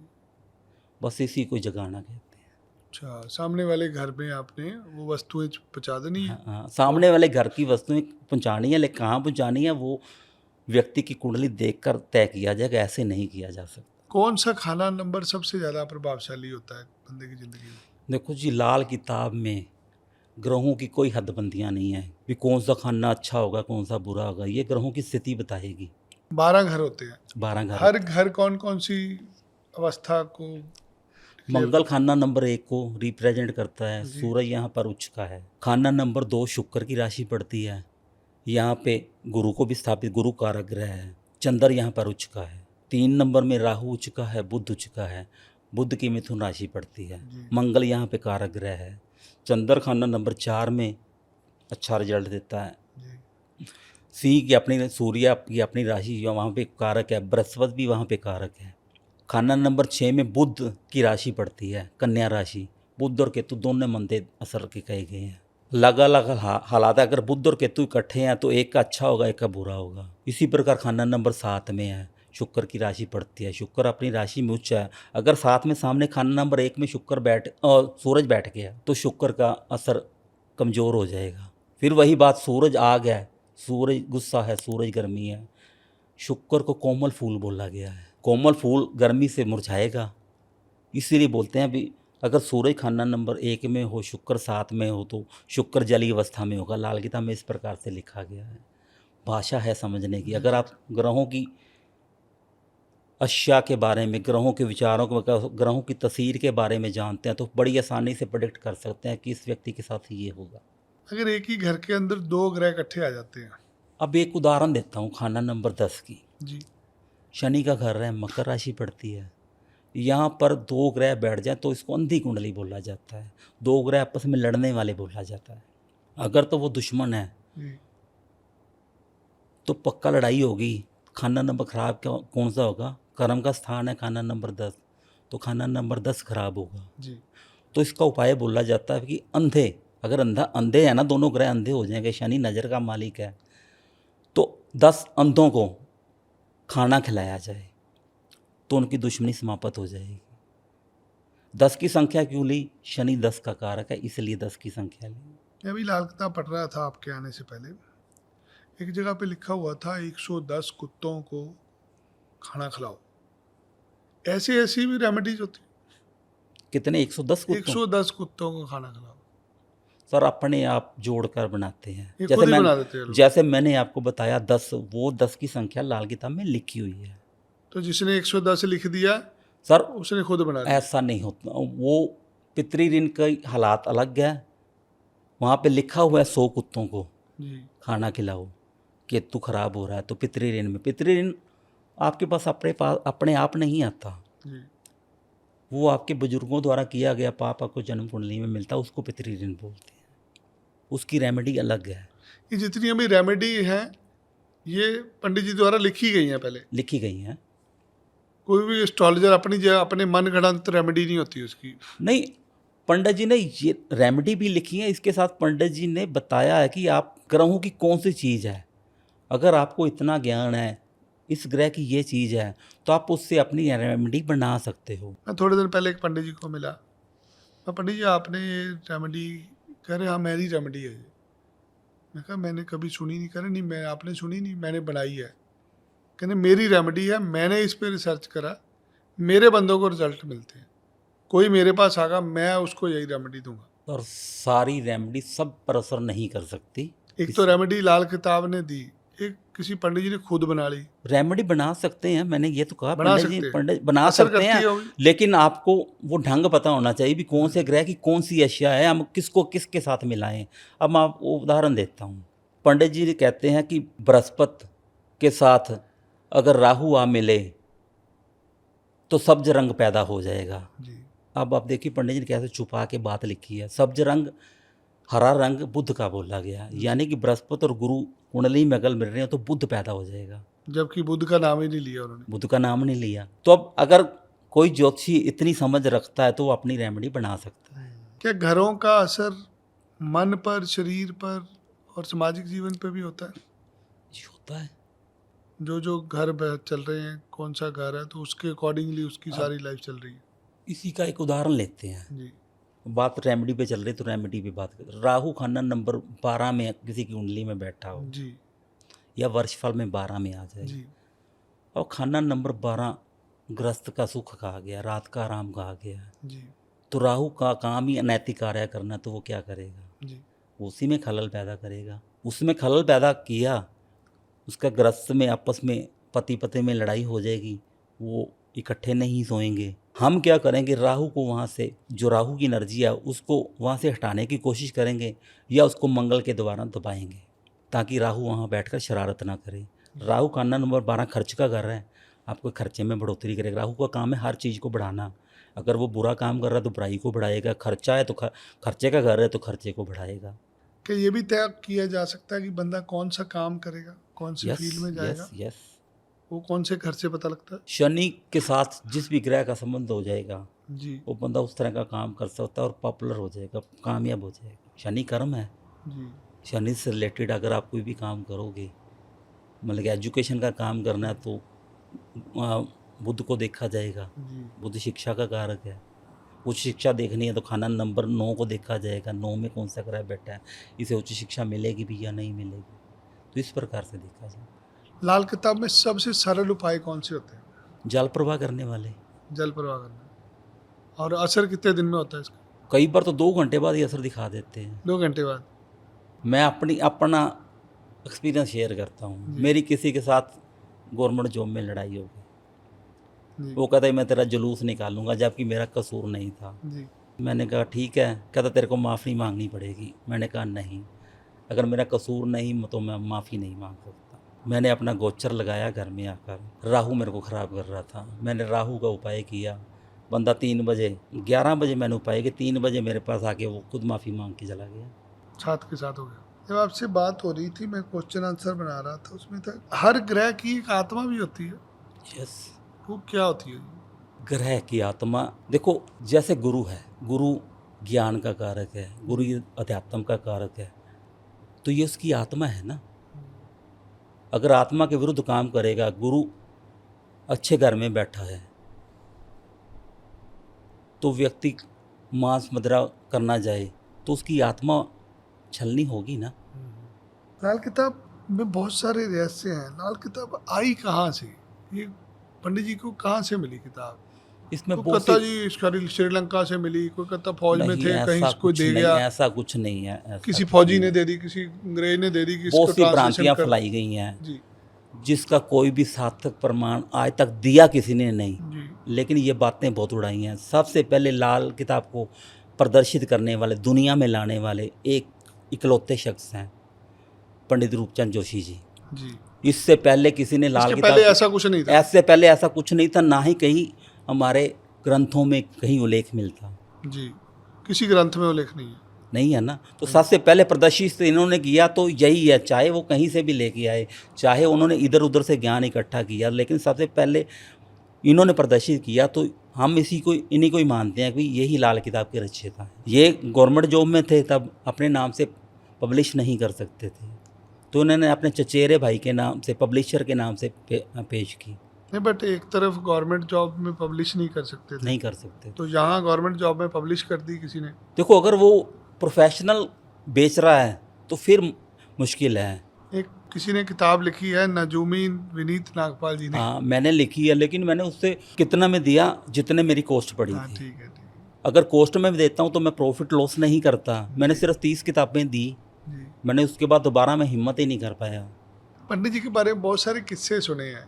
यस, कह रहे कोई उनके पास आया, मेरे को नौकरी कब लगी, कि उन्होंने बोल दिया कि जब तेरा कोई पड़ोसी बुजुर्ग चला जाएगा उस दिन नौकरी लग जाएगी। Yes, कह रहे वो अपना डिब्बा देने आया, उस दिन पंडित जी जा चुके। नहीं, ऐसा नहीं था। वो किस्सा मैं आपको सुनाता हूँ। पंडित जी ये अपनी बैठक में बैठकर कुंडलियाँ देखा करते थे, दरवाजा खुला होता था। जी। एक लड़का गली से बार बार इधर उधर का जाकर चक्कर, कभी इधर चला जाता, कभी उधर चला जाता। पंडित जी देखा, जी। कहते ये बार बार लड़का इधर उधर जा रहा है। पंडित जी ने उसको आवाज़ दी, अंदर आ। जैसे वो पंजाबी में बोलते थे, अंदर आओ। कड़क स्वभाव के थे, बोलना उनका ऐसा ही था। वो अंदर आया, कहता बता तेरी प्रॉब्लम क्या है। कहता ये मेरी नौकरी नहीं लग रही। पंडित जी ने टेवा उसका बनाया, कहते तेरे जो पीछे वाला घर रहा है उसमें एक बूढ़ा व्यक्ति रहता है, वो बस जाने वाला है, जैसे ही वो जाएगा तेरी नौकरी लग जाएगी। उनके पास उनका बेटा बैठा था, सोमनाथ जी। अब मेरा ख्याल 81 ईयर ओल्ड हैं, कनाडा में रहते हैं। वो कहते बाबा जी ये तो आप अपने बारे में कह रहे हो। कहता जो मेरे मुंह से निकल गया, जो इसकी कुंडली बोल रही थी मेरे मुंह से निकल गया वही होगा, इसमें मैं कुछ नहीं कर सकता। इधर पंडित जी के प्राण निकले, उधर उसकी नौकरी का तार आ गया था। ऐसे पंडित जी दरबार लगाते थे और हर रोज लोग अपनी कुंडलियाँ लेकर। एक और किस्सा सुनाता हूँ। जी। पंडित जी ने जब पहली किताब लिखी, उसी का संस्मरण आपको सुनाता हूँ। पंडित जी कहते कई बार ना गाय का चेहरा देखकर जी। बता देते थे कि इसके मालिक के साथ इस प्रकार का होगा। गाय का चेहरा देख के, गाय का चेहरा देखकर उसके मालिक के बारे में बता देते थे। लाल किताब में भी फेस रीडिंग के बारे में बताया, हम बाद में बात करेंगे। लोग ध्यान नहीं देते थे क्योंकि ये पॉपुलर नहीं थे ज्योतिषी के रूप में। एक बार पंडित जी ने ऐसे ही बोल दिया खेल खेल में, कहते जी ये गाय है, इसके मालिक के घर में इनका एक रिश्तेदार आएगा, वो इनके घर में रहेगा, रात को रुकेगा और उसकी टांग टूट जाएगी। अब बच्चे जो थे उसके घर में जाके बता दिया, उसके मालिक ने गौर नहीं किया। कुछ समय बाद वाकई में एक रिश्तेदार उनके घर में आ गया। उसने जाना कहीं और था, रास्ते में रात पड़ गई, तब कोई इतने व्हीकल नहीं थे, वो उनके घर में रुक गया। खाना खा के सोने के लिए ऊपर पहली जो छत जिसको बोलते हैं, क्योंकि उस समय पंजाब में एक मंजिला घर ही हुआ करते, लोग गर्मियों में छत पर सोते थे। AC का प्रबंध तब नहीं था, पंखा भी किसी किसी के घर में होता था। वो छत पर चढ़ने के लिए तब सीढ़ियाँ भी लकड़ी की होती थी, वो डंडों वाली। उस पे चढ़ा, वो सीढ़ी फिसल गई, थोड़ी सी हिल गई, अंधेरा था, उसका पैर फिसल गया, वो गिर गया, उसकी टांग टूट गई। उसके बाद तो उनके गांव में चर्चा होने लगी इनकी कि पंडित जी जो बोलते हैं वही होता है। कह रहे को गैबी शक्तियाँ उनको ज्ञान देती थी। सर लाल किताब खुद ही गैबी ज्ञान है। आपने तो सारी पढ़ के लिखी, आपको कैसा महसूस हुआ? सर जब मैंने कुछ इसके शब्द पहले पन्ने पढ़े थे ना, मैं खुद हैरान हो गया, अचंभित हो गया था कि पंडित जी ने क्या लिख दिया। पंडित जी ने बहुत जगह ऐसी बातें लिख दी कि मैं खुद भी सोचता हूँ कि मेरे को पता कैसे चल गई। पंडित जी ने एक जगह लिखा है, इस नन्हे बच्चे की मुट्ठी में पकड़ा देव आकाश का है। इस नन्हे बच्चे की मुट्ठी में पकड़ा देव आकाश का है। पकड़ा देव आकाश का है। How this possible? कहीं उसको डिफाइन नहीं किया गया। जब मुझे ये बात पता चली, मेरे को भी अचानक कई बातें फ्लैश होती हैं। आकाश, लाल किताब में बुद्ध को आकाश बोला गया है, आकाश का इल्म भी बोला गया है। तो अब जब एक बच्चा जन्म लेता तो वो उसके हाथ में आकाश कैसे हो सकता है, इसको समझना होगा। मैं आपको दिखा दूं, ये मेरा हाथ है, इस पे आपको कुछ रेखाएं दिख रही हैं। तो पंडित जी ने इसके बारे में बोला है। आप देखो किसी भी व्यक्ति के हाथ ही की रेखाएं हैं जो, वो एक समान नहीं होती, सब में कुछ ना कुछ फ़र्क होता है। पंडित जी कहते हैं आकाश है, आकाश में वो तारे घूम रहे हैं, सारे ग्रह वही घूम रहे हैं। पंडित जी कहते हैं जब बच्चा जन्म लेता है, जब जो ग्रहों की जो प्लैनेटरी पोजीशन थी वो इस हाथ पर छप कर आ जाती है, जिसे कोई नहीं बदल सकता। इसलिए पंडित जी ने बोला, अच्छा, आपकी कुंडली आपके हाथ पे होती है? यस, तभी तो पंडित जी ने लिखा है कि हाथ से कुंडली बनाई जा सकती है। ये तो विधि किसी भी शास्त्र में नहीं है। हाँ, विधि नष्ट जातकम में है, हमारे लेखराज शर्मा जी हिमाचल में रहते हैं, वो हस्तरेखा से कुंडली बना देते हैं, 5 मिनट में आपको कुंडली बना के दे देंगे। ऐसे ऐसे विद्वान बैठे हैं जो शोध करते रहते हैं। सो अभी तक कितने वर्जन आ चुके हैं ललित किताब अभी के तक इसके 5 वर्जन आए हैं। जो पंडित जी ने लिखे? यस। तो उसके बाद के जो लोगों ने खुद ही लिख लिए जी, कोई टोटके के नाम से लिख रहा है, कोई सर रहस्य सब लिख रहा है, लाल किताब के नाम पर लूट मचाना चाहते हैं, कारोबार हो गया। कारोबार के लिए। जो आपकी किताब है ये ओरिजिनल है? ये ओरिजिनल हूबहू 1173 पेज ओरिजिनल उर्दू के भी इतने हैं और हिंदी में भी इतने ही हैं। जिसको भी खरीदनी है आपकी वेबसाइट पे जाके ले सकते हैं।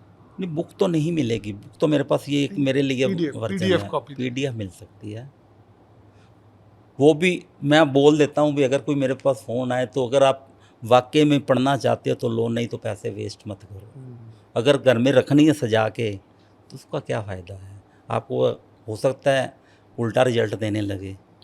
विनीत जी, बहुत सारी चीज़ें हैं जिनका दान देना भी लाल किताब में महत्व है कि आप दान नहीं दे सकते, परहेज भी बहुत सारी चीज़ों का है। जी हाँ, बिल्कुल ऐसी बात लाल किताब में लिखी गई है, लेकिन कुछ कंडीशंस भी हैं।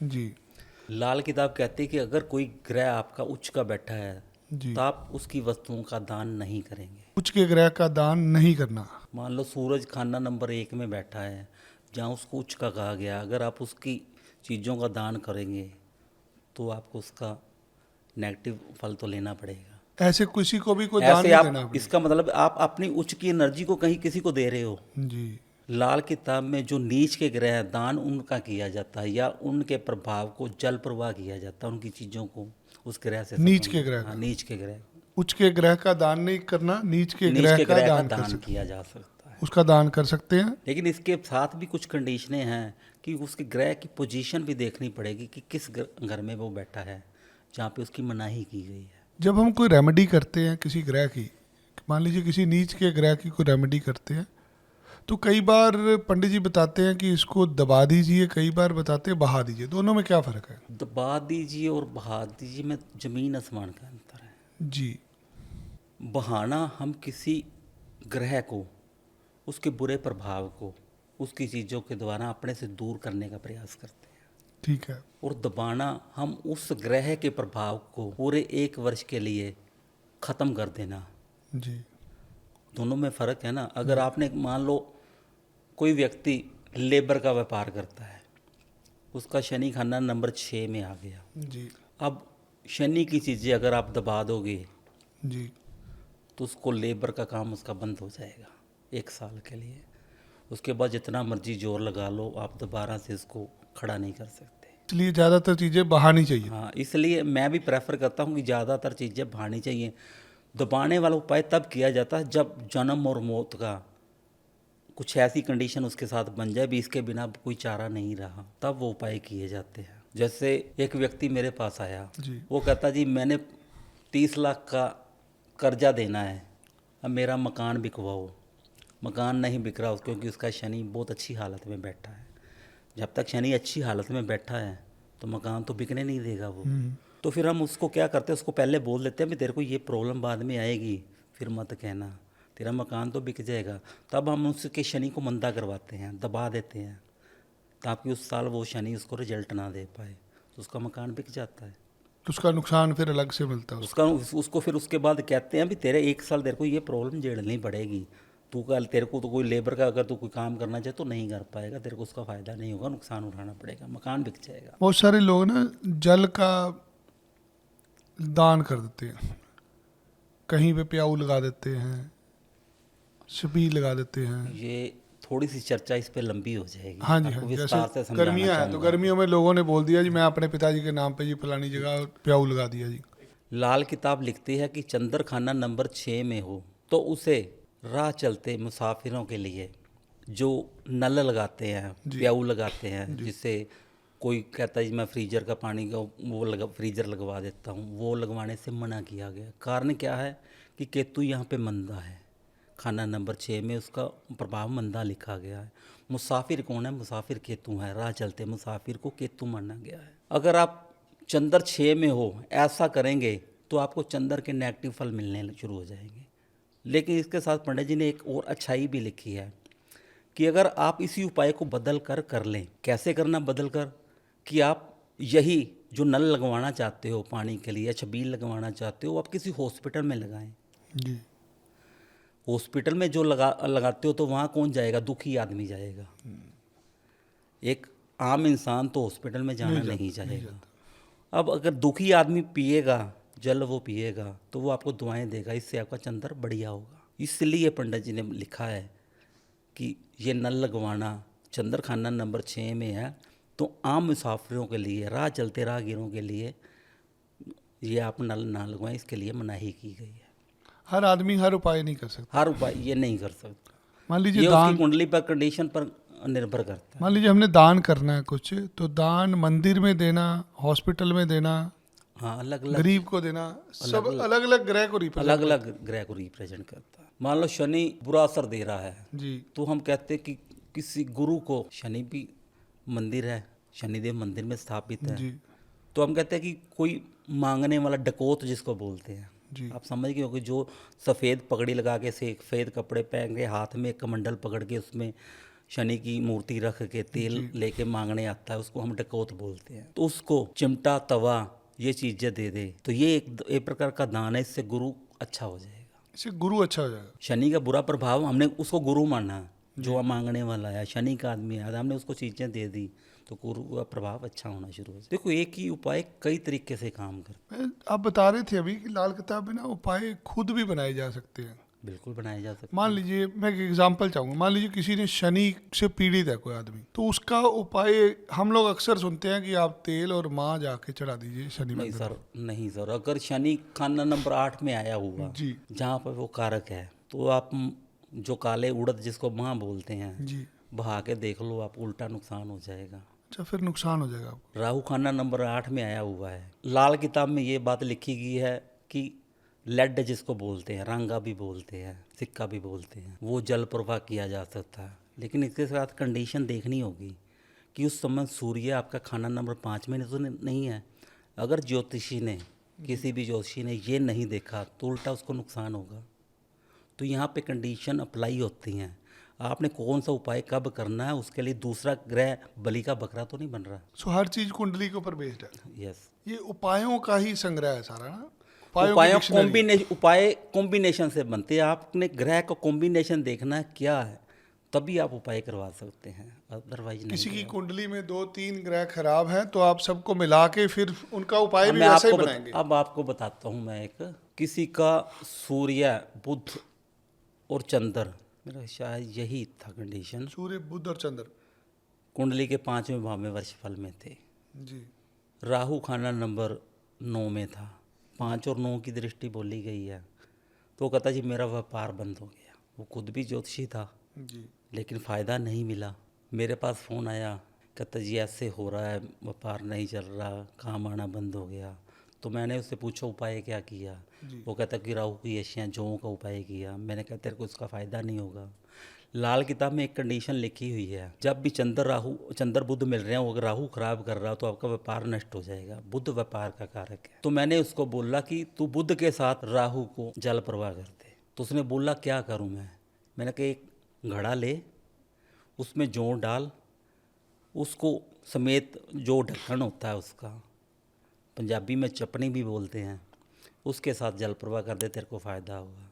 तो उसने ऐसा किया, उसको फ़ायदा हो गया। 2 ग्रहों को मिलाकर भी उपाय किया जा सकता है। आम ज्योतिषी होता तो अलग अलग कराता, आपने दोनों ग्रहों को पकड़ के दोनों का इकट्ठे उपाय करा दिया। ये तरीका मुझे बलदेवराज वर्मा जी ने, जो लुधियाना के रहने वाले हैं, मेरे गुरु हैं, उन्होंने मेरे को ये ढंग सिखाया था कि 2 ग्रहों को कॉम्बिनेशन करके उपाय कैसे बनाया जा सकता है, ऐसे उपाय बन जाते हैं। बन जाते हैं। ये उपाय की विधि है, तो हर चीज का विवरण लाल किताब में दिया हुआ है, ढूंढना पड़ता है, जो ढूंढ लेता वो अच्छा। लाल किताब की भाषा में जो खाना नंबर होता है, ये रिश्तों के साथ भी जुड़ता है। जी हाँ, हर एक खाना नंबर किसी न किसी रिश्ते को रिप्रेजेंट करता बिल्कुल बिल्कुल करता है। है, तो आप रेमेडी के लिए उस रिश्ते को भी ठीक कर सकते हाँ, देखते हैं ना, हर ग्रह का एक रिश्ता है, वो जिसके घर में जाएगा वो वहाँ पे रिश्ता बनाएगा। जैसे मंगल भाई का कारक है, केतु बेटे का कारक है, बुध बेटी बहन बुआ मासी का कारक है। चंद्र चाची भी बन जाता है, सास भी बन जाता है। 12 में हो गया तो सास बन जाएगा, 8 में जाएगा तो चाची बन जाएगा। ये जिस भी रिश्तेदार से आपकी जिस नोकझोंक ग्रह हो में रही है, जाएगा उससे उस ग्रह से रिलेटेड वो रिश्ता बनाएगा। मान लो किसी किसी भी रिश्ते में आपकी नोकझोंक हो रही है तो ग्रह के कारण वहाँ वो ग्रह के कारण देखा जाता है। आपको उस रिश्ते को ठीक करना है। Yes yes. मान लीजिए किसी की भाई के साथ नहीं बन रही, हाँ, तो हम मंगल को देखेंगे ना, मंगल कहाँ पे खराब हो रहा है, उसका मंगल खराब हो रहा है। तो किसी की माँ के साथ नहीं बन रही, तो चंद्र को देखेंगे। बाप के साथ नहीं बन रही तो सूर्य। गुरु को देखें या सूरज को। अगर मतलब कि उसके ग्रैंडफादर जिंदा हैं तो फिर सूरज को देखेंगे। ग्रैंडफादर नहीं है तो फिर अलग अलग रिश्ता बन तो जाएगा। हर सूरज खाना और भी एक रिश्ता होता है। यस, ये खाने का आपके घर से भी रिश्ता है। जैसे खाना नंबर 1 है, वो कौन से रिश्ते को दिया जाता है? ईस्ट को, ईस्ट में है वो, मंगल मंगल कारक है। जी। अब मैं आपको समझाता हूँ। खाना नंबर 1 मंगल है। मंगल की एनर्जी उसमें होगी, जोश होगा, उग्र स्वभाव होगा। जी। अब वहाँ पे राहु आ जाए जी। तो मंगल के कंट्रोल में रहेगा। आपने कहावत सुनी होगी कि ये हाथी को महावत कंट्रोल कर लेता है। कर लेता है। तो ऐसे ही लाल किताब में समझाया गया है। अब शनि आ जाए मंगल के घर में तो शनि तो मंगल दोनों ही उग्र हैं। बंदे का स्वभाव उग्र होगा, सामने वाला घर खराब होगा। शनि जहाँ बैठता है और जहाँ देखता है दोनों में फ़र्क है। जहाँ देखता है उसको उड़ाता है, जी। उसका बुरा करता है। अब आपको गोचर के हिसाब से दिखाता हूँ। शनि 12 में आया हुआ है इस समय, जी। 12वीं मीन राशि है, जी। तो लोगों के कर्ज उतरने शुरू हो जाएंगे। खाना नंबर 6 कर्ज का है। वहाँ पे बैठा, कर्जे के घर को देखा जी। 12वें घर में, तो लोगों के कर्ज उतरने के सोर्स अपने आप बनेंगे। जी। अब शनि उम्र दराज भी है, तो जिनकी शादियां रुकी हुई थी, कोई 30 साल का हो गया था, कोई 32 साल का, तो आप अपने आसपास नज़र डुलाओगे तो देखोगे उनकी शादियां तय होगी। तो शनि इस प्रकार से भी काम करता है, ग्रह इस प्रकार ये से भी काम। कितनी देर चलेगा अभी शनि? शनि देखो, शुक्र की शादी तभी हो पाएगी, शुक्र रिश्ता तभी पार्टनरशिप बन पाएगी अगर शनि सहायता दे, गुरु सहायता दे, जी। तो व्यक्ति की शादी हो जाती है। अब गुरु के घर में शनि गया, जी। शुक्र वहाँ उच्च का है, शुक्र को सहायता दी, गुरु ने भी सहायता दे दी, तो जो रुकी हुई शादियाँ वो होनी शुरू हो जाएंगी। तो हर चीज़ किसी न किसी तरह प्लेनेट के साथ ही चलती है। जहाँ ग्रह बैठता है उस घर की वो चीज़ को भी देखा जाता है, वो वहाँ पे क्या रिश्ता बनाएगा, वहाँ पे उसका रिश्ता क्या है। ये किताब का नाम लाल क्यों है? मंगल का रंग है। आपको विस्तार से बताता हूँ। जी। इल्म है जो वो सूर्य का है। सूर्य, इसको अरुण संहिता भी बोलते हैं। नहीं, अरुण संहिता तो बहुत बाद में बात की, इसके इसी का नाम है अरुण संहिता। अच्छा, इसका नाम अरुण संहिता भी? किसी ने रख दिया अपने नाम से, पब्लिश कर लिया अरुण संहिता। कल को कोई लाल किताब अमृत रख सकता है, कोई लाल कुछ भी रख सकता है, नाम का क्या है। जी। सबसे पहले यही आई थी। अरुण संहिता का नाम मैंने तो नहीं सुना अपने कैरियर में। तो ये मंगल की वस्तु है। सूर्य इल्म है, बुध आकाश है, तो आकाश का इल्म हो गया। सूरज और बुध, यहाँ पे ना पेज नंबर 169 पर लिखा हुआ है, 2 ग्रहों के मेल से तीसरा ग्रह कौन सा बनता है। जी। आप देखिए 169 पे 169 पेज पे। आपको पेज भी याद होते? और कुछ याद रह जाते हैं, जहाँ पे कुछ खास 169 बातें लिखी थी वो तो याद रहते ही हैं। फरमान नंबर 10 लिखा हुआ जी। 169 पे हाँ जी। सूरज ऊपर शुक्र, ऊपर सबसे काली देखो हो। जी, सूर्य बुध मंगल नेक लिखा हुआ है। सूरज बुध शुक्र सेहत का मालिक है। ये देखो ना, मंगल, हाँ जी।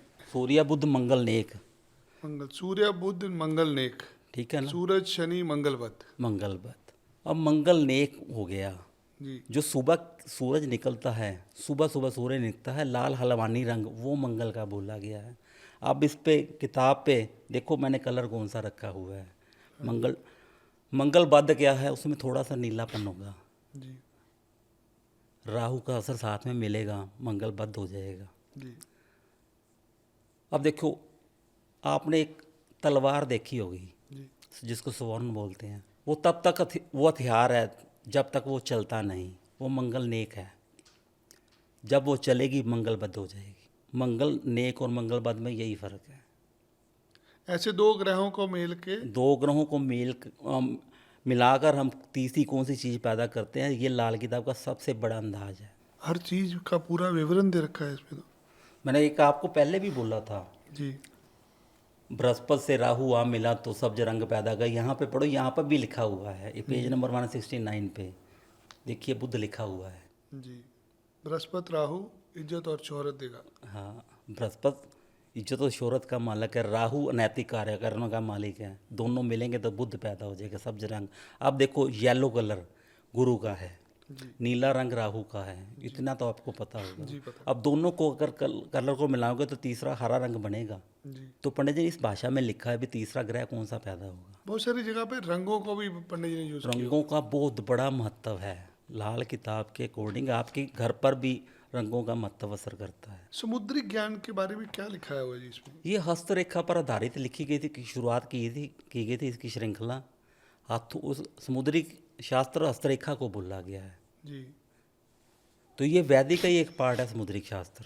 But ये कोई वैदिक से अलग नहीं है, लेकिन वैदिक से एडवांस इसलिए कहा जाता है कि क्योंकि इसने राशियों को छोड़ दिया, राशियों को पक्का स्थापित कर दिया, उसके मुताबिक ही ग्रहों के बारे में बोला जाता है, जो बदलता नहीं है, उसका प्रभाव नहीं बदलेगा। बहुत सारा हिस्सा किताब के अंदर समुद्रिक विद्या के बारे में लिखा गया, यस, लिखा गया है। चर्चा नहीं करता कोई भी आज के दिन। देखो, हस्तरेखा का ज्ञान हर किसी को नहीं हो सकता, वो गहरा तो मुश्किल विज्ञान काम है। मुश्किल काम है। किताब पढ़ के भी नहीं लोगों को ज्ञान होता। नहीं नहीं नहीं, जब तक वो किसी गुरु के सानिध्य में जी, हस्तरेखा नहीं सीखता तो वो ज्ञानी नहीं हो सकता। मैंने कोई आदमी नहीं देखा आज तक लाल किताब का जो हस्तरेखा की बात करे। नहीं, मैं आपको बताता, 2-4 रेखाओं के बारे में हम बोलते हैं। बहुत कम लोग हैं जो विद्वान है हस्तरेखा के। हस्तरेखा पर यहाँ चंद्र का होता है। मैं ये जो दिखा खाली दूं। रहा। यहाँ पे चंद्र का बुर्ज है, यहाँ से एक रेखा निकल के ये बुद्ध की रेखा बोली गई है। जी, ये दोनों अगर आपस में मिल जाए तो बंदा सुसाइड कर लेगा। ये जो रेखा है दूसरी तरफ जाती है। हाँ, ये दोनों आपस में मिल रही हो, गायब कम इसका जो फर्क है कम हो जाए जी, तो बंदा सुसाइड कर लेगा पक्का। ये लिखा हुआ है लाल किताब में। लाल किताब में लिखा हुआ है, हस्तरेखा वाला भी यही बोलेगा, इसके सुसाइड करने की चांस है, इसका ध्यान रखियो। ऐसे बहुत सारी और निशानियां भी होंगी। हाँ, ये ऐसी है। ये हस्तरेखा पर नीचे की ओर अगर त्रिभुज बनी हो, ट्रायंगल बनी हो तो वो बुरा असर देती है, ऊपर बनी हो किसी रेखा के तो वो अच्छा असर देती है। लाल किताब में बहुत कुछ है जिस पे चर्चा नहीं होती। ना हस्तरेखा विज्ञान पे चर्चा होती है, ना मकान कुंडली पे भी चर्चा होती है। नहीं, मकान कुंडली पर बहुत बार बहुत चर्चा होती है। कम लोग चर्चा करते हैं। देखो, जिसको नॉलेज नहीं है वो चर्चा नहीं करेगा, जिसको नॉलेज है वो चर्चा करेगा। कहीं ना कहीं जो वास्तु ज्ञान है वो महंगे लोगों के लिए बोला गया। वास्तु है ही महंगे लोगों के लिए, आम आदमी के लिए वास्तु नहीं। ये लाल किताब है तो गरीब की किताब है, 50-100 रुपए में आम मिलने लोगों को के लिए लाल अब यहाँ पे मकान कुंडली डिस्कस करेंगे, उसमें आदमी को समझ ही नहीं लगेगा। नहीं आती, आप कुछ भी पूछो, नहीं, मैं बता आपको आप तो बता पाएंगे क्या उपाय वाला उपाय कर पाएगा मकान कुंडली के हिसाब से? बिल्कुल कर पाएगा। वाई बिल्कुल सिंपल, 5-10 रुपये में भी कई बार हो जाता है। मकान कुंडली कैसे असर पड़ती है, डालती है एक इंसान के जीवन में? देखिए, मान लो नॉर्थ में अगर मंगल खड़ा हो जाए तो मंगल अग्नि तत्व है ना, जी, तो वो क्या करेगा? अग्नि फायर एलिमेंट जो होता है वास्तु में बोलते हैं, वो 1-5-9 है। एक मंगल का घर, 5वां उसका घर सूर्य का, 9वां ऊपर आकाश का, जिसे हम ब्रह्म वास्तु वाले ब्रह्म स्थान बोलते हैं। इसके अलावा अगर मंगल जहाँ जाएगा उस धरती को जलाएगा। इस प्रकार से फलित किया जाता है। विद्वान कम हैं, ज़्यादातर लोग इसको यूज नहीं करते। मकान कुंडली पे कोई पूछना भी नहीं चाहता। आजकल लोग आते हैं सिर्फ इंस्टेंट उपाय चाहते हैं, वो मकान के बारे में तो बताते ही नहीं हैं। अगर एक अच्छा ज्योतिषी पूछ ले तो बता पाते हैं। कई बार हमारे साथ भी ऐसा होता है, हम रेमेडी बताते हैं, असर नहीं करती, तब हम पूछते हैं मकान के बारे में, भी तेरे मकान में कौन सी चीज़ कहाँ पे रखी है। आपको एक किस्सा सुनाता हूँ। जी, किसी लेडी की कुंडली आई मेरे पास, वो कहते जी मेरे अपने पति से अनबन चल रही है, हम 2 महीने से रिलेशन में नहीं है। मैंने उसकी कुंडली देखी, कुंडली में कोई योग नहीं था। जी, तब मकान कुंडली की तरफ ध्यान दिया। तो मैंने उससे पूछा कि आपने अपने घर में, अपने बेडरूम में क्या अकेले कृष्ण जी की फ़ोटो लगा रखी है? कहते लगा रखी है। मैं कहा वो हटा दो, आपका प्रॉब्लम सॉल्व हो जाएगी। जैसे ही उन्होंने हटाई, प्रॉब्लम सॉल्व हो गई। ये मकान कुंडली है। सिर्फ एक फोटो हटाने से आपके ग्रह ठीक हो जाते हैं। देखो, मैं कोई टिप्पणी नहीं कर रहा, भगवान जी पे मैं टिप्पणी कर, लेकिन आप उनकी नेचर को समझो। अकेले कृष्ण भगवान क्या करते हैं? वो अकेले रहना ही पसंद करते हैं। इसलिए बेडरूम में फ़ोटो लगानी हो तो राधा कृष्ण की लगानी चाहिए, अकेले की नहीं लगानी चाहिए। नहीं तो वो अलगाव पैदा कर देंगे। जन्म कुंडली में जन्म स्थान का क्या संबंध होता है? देखो, जन्म स्थान का मतलब, जहाँ आप पैदा होते हैं वहाँ की एनर्जी आप में ज़रूर असर करेगी। मान लो आप किसी ठंडे प्रदेश में पैदा होते हैं, तो आप दिल्ली जैसे शहर में चले जाओ तो आपको गर्मी बहुत महसूस होगी, क्योंकि आपकी नेचर वहाँ की है। आप ठंड में रहना महसूस करते हो, गर्मी बर्दाश्त नहीं करते। अब गर्मी वाला वहाँ चला जाए तो वो -डिग्री की टेम्परेचर की जैकेट पहनेगा, उसको ठंड ज़्यादा लगेगी। जी। बस ठीक ऐसे ही पैदा करती है आपको काल परिस्थितियाँ, आप कहाँ पैदा हुए हैं, किस इलाके में पैदा हुए हैं, किस डिग्री में पैदा हुए हैं, उस समय वहाँ पर प्लानिटरी पोजीशन क्या थी ग्रहों की। अगर आप साउथ में पैदा तो वहाँ का डिग्री में फ़र्क आ जाएगा, तो उस जगह की ऊर्जा होती है, उस जगह की ऊर्जा को वो ग्रहण करेगा आपका शरीर। अगर आप इंडिया में पैदा होता है ठंडे इलाके में, तो वो उस तरह की ऊर्जा को अपने अंदर अब्जॉर्ब करेगा। जब वो आदमी स्थान परिवर्तन कर लेता है, तो उसको उस स्थान की ऊर्जा मिलने लगती है। मान लीजिए कोई इंडिया में है और कनाडा चला गया, हाँ, तो फिर उसका टेवा जो कुंडली चलेगी वो कनाडा के हिसाब से चलेगी। कनाडा के ग्रहों की प्लानिटरी पोजीशन के हिसाब से चलेगी। सो जिस जगह हम रह रहे हैं उसके हिसाब से होगा सारा। हाँ, वही वो आपके पर असर करेंगे वो चीज़ें। एक इंडियन बंदा फिलीपींस में रह रहा है, जी। उसने वहाँ जाके फाइनेंस का काम किया, लोगों को पैसा उधार दे दिया, वापस नहीं मिलता था। मेरे से उसने कांटेक्ट किया, मैंने उसको एक रेमेडी करवाई शुक्र की, उसके बाद उसको फ़ायदा होना शुरू हो गया। वहाँ पे भी उपाय करके फायदा हो गया। हाँ, होता है। ग्रह तो नहीं बदलते ना, ग्रह तो वहीं रहते हैं, उनकी डिग्री बदलती है। देश बदल गया, काल बदल गया, परिस्थितियाँ बदल गई। परिस्थितियाँ बदल गई, डिग्री बदल गई, लेकिन ग्रह तो वहीं रहेंगे ना। अगर शुक्र 9 में है तो वहाँ पे शुक्र 9 में 2 या 3 डिग्री का फर्क आ सकता है, लेकिन बोलेगा तो वहीं। कोई ग्रह 29 डिग्री से आगे चला जाए तो अगले भाव में देखा जाएगा। जो अगर 15 डिग्री के पास रहेगा तो फिर वहीं के रिजल्ट देगा ना। मेरे एक मित्र ने मेरे को बताया, उसका राहु और शायद गुरु 5वें भाव में थे। केपी की कुंडली बनाई तो राहु 4 में आ गया। वो मेरे को कहता, यार मेरे को ये समझने में नहीं आ रही, कुंडली बनती है तो राहु 5वें भाव में, जब केपी की कुंडली बनाते हैं, राशि कुंडली जिसको बोलते हैं, तो ये 4थे भाव में आ जाता है। मेरे को रिजल्ट किसके देगा? तो मैंने उससे पूछा कि क्या तेरे घर के बाहर गटर की नाली जाती है? कहता नहीं। मैं कहता तो फिर गटर का ढक्कन होगा? तो कहता जी हाँ वो है।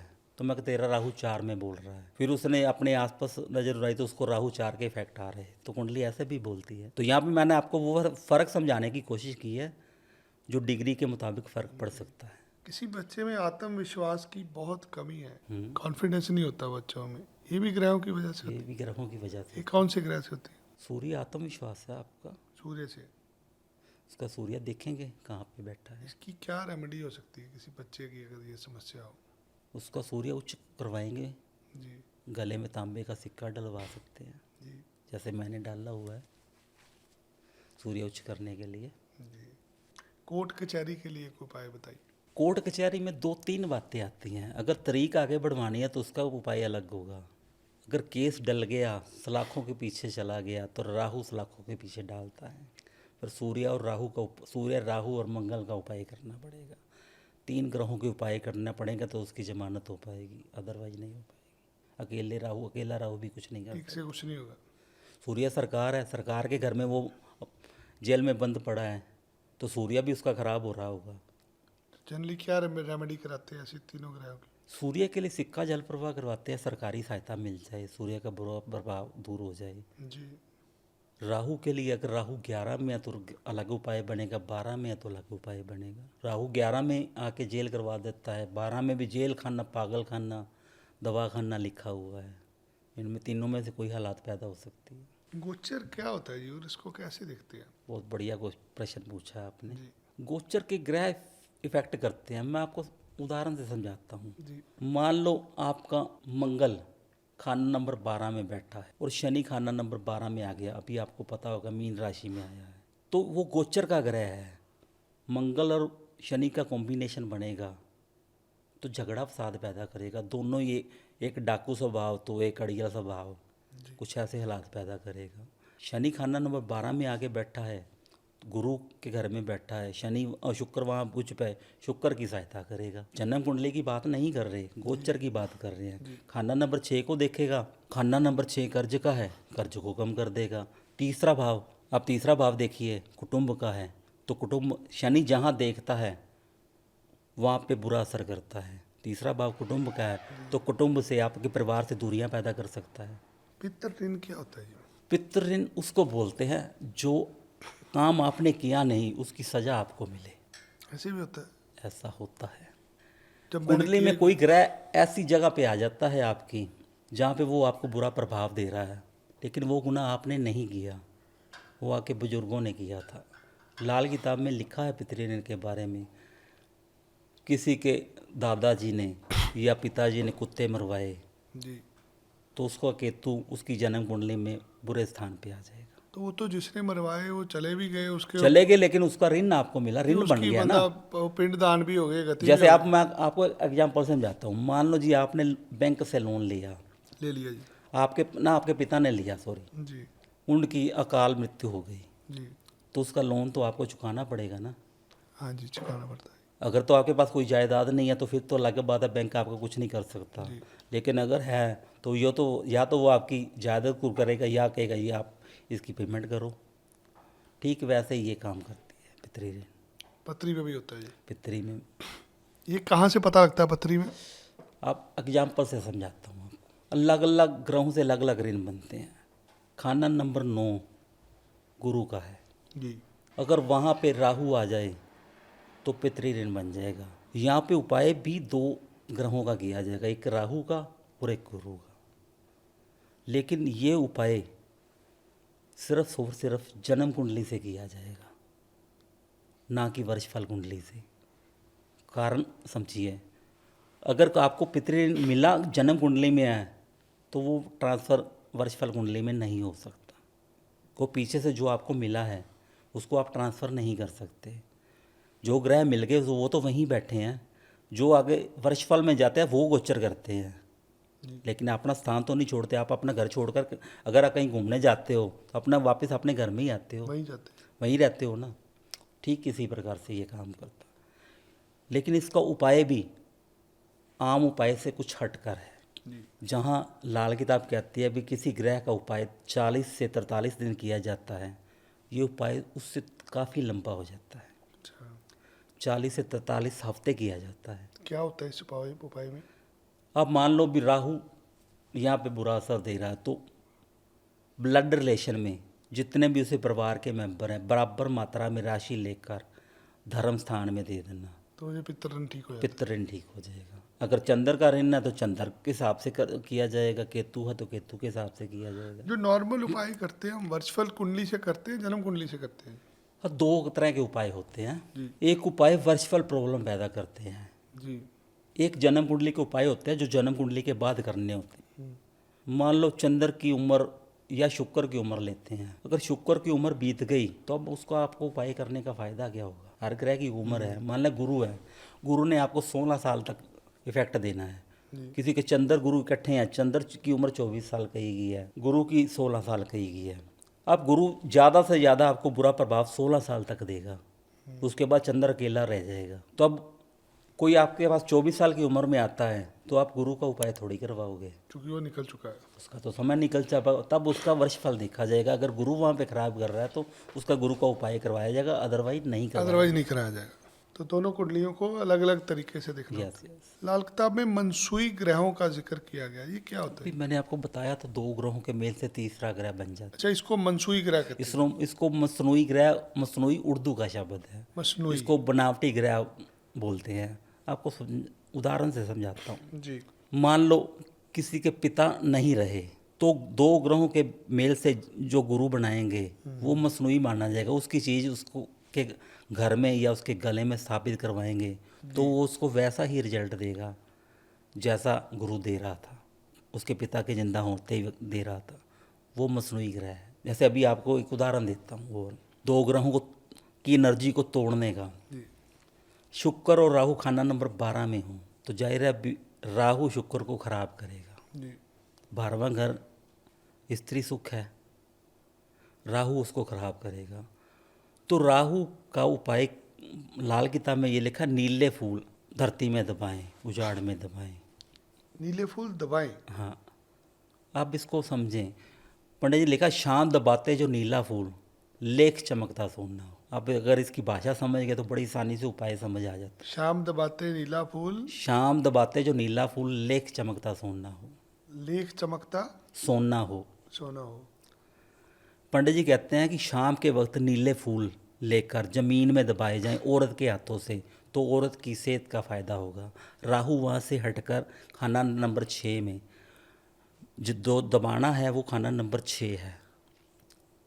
शाम का वक्त है, बुध का वक्त है। 4 से 6 के बीच का वक्त बुध का है, जब सूर्य ढल रहा होता है, रात आने को होती है। उसको खाली वक्त बोला गया है। तो बुध के घर में आके बुध से इसको मिला दिया। फूल जो है कारक है बुध के है।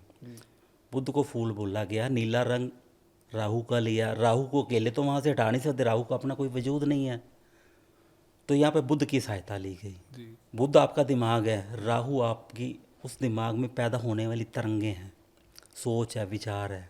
तो बुध राहु को संभाल सकता है। पहले भी मैंने आपको एक उदाहरण दिया था। तो ऐसा करने से शुक्र के पास केतु बच जाएगा, उसका फल उच्च हो जाएगा। केतु खाना नंबर 12 में उच्च का कहा गया है। राहु केतु के मिलने से ही शुक्र बनता है। राहुल केतु मिलके शुक्र बनते हैं। हाँ, मैं आपको समझाता हूँ। जी। ये तो आपको पता होगा, मेरा ख्याल से सबको पता। अगर राहु को सिर बोला गया, केतु को धड़ बोला जी गया, जी जी इन दोनों के मिलने से एक बुत बन गया, वो शुक्र है। जी।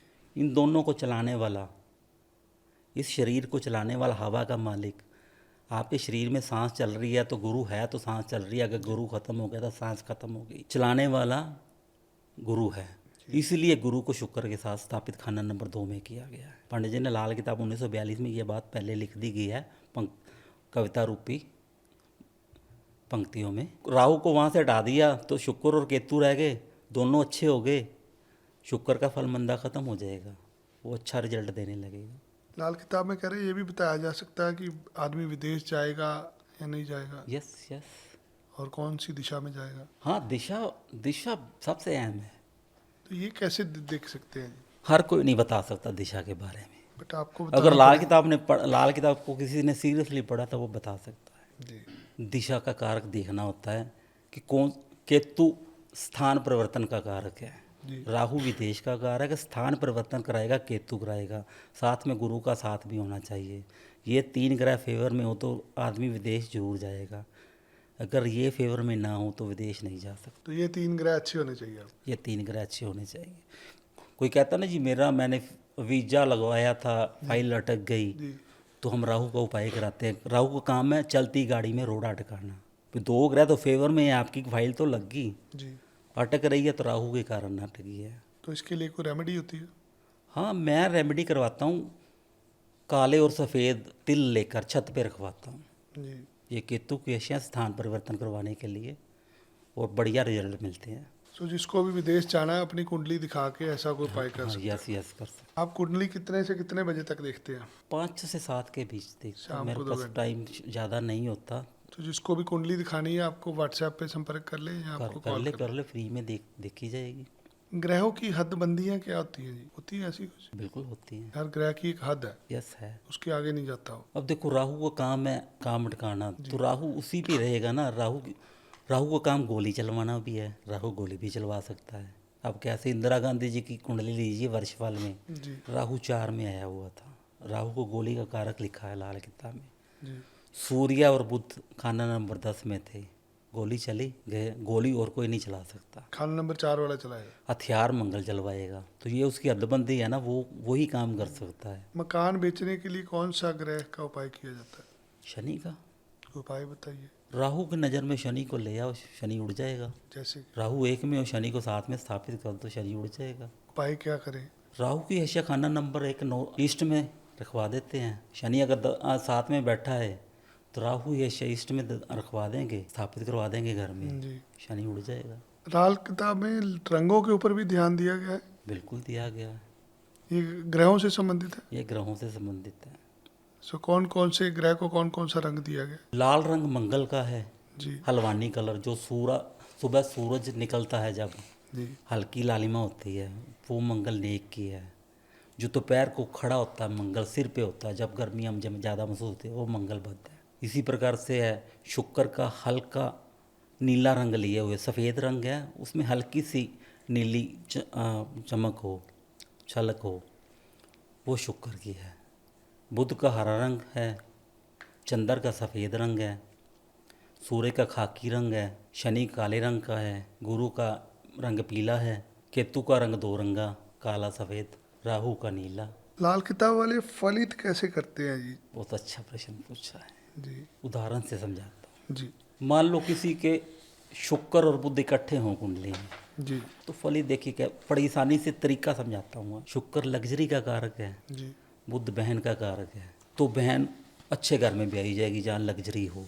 जी बुद्ध शिक्षा का कारक है, बहन अच्छी शिक्षित होगी, हायर शिक्षा जिसको बोल सकते हैं। इस प्रकार से फलित किया जाता है। ग्रह की नेचर देखते हैं और रिश्ता कौन सा बनता है। जैसे गुरु केतु हो तो आदमी धार्मिक वृत्ति का होगा, केतु भी स्पिरिचुअल है, गुरु भी स्पिरिचुअल है, तो ऐसा व्यक्ति धार्मिक वृत्ति का होगा, अच्छा एस्ट्रोलॉजर होगा। जिसकी कुंडली में गुरु केतु का योग है वो अच्छा एस्ट्रोलॉजर होगा, बहुत अच्छा एस्ट्रोलॉजर होगा। और एक बात, उसको अचानक से कहीं पे भी फंस जाए, उसको अचानक से सहायता अपने आप मिल जाए। कहीं नहीं लिखा लाल किताब में, अच्छा, लिखा नहीं है। लेकिन मिलेगी। ये कौन से ग्रह से होती है? गुरु केतु इकट्ठे हों तो अपने आप कोई ना कोई प्रॉब्लम आएगी तो निकल जाएगा बंदा। जी आए। 43 दिन का क्या फार्मूला दिया पंडित जी ने?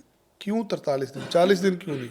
60 दिन क्यों नहीं? केतु छलावा है, उसके 3 दिन लिए गए हैं। 3 दिन ज़्यादा लिए गए। 40 चंद्र चालीसा तो हम जानते ही हैं, हमारे यहाँ जब भी कोई घर में मृत्यु होती है 40 दिन का शोक रखा जाता है। जी, 12 ग्रह, 28 नक्षत्र, 40।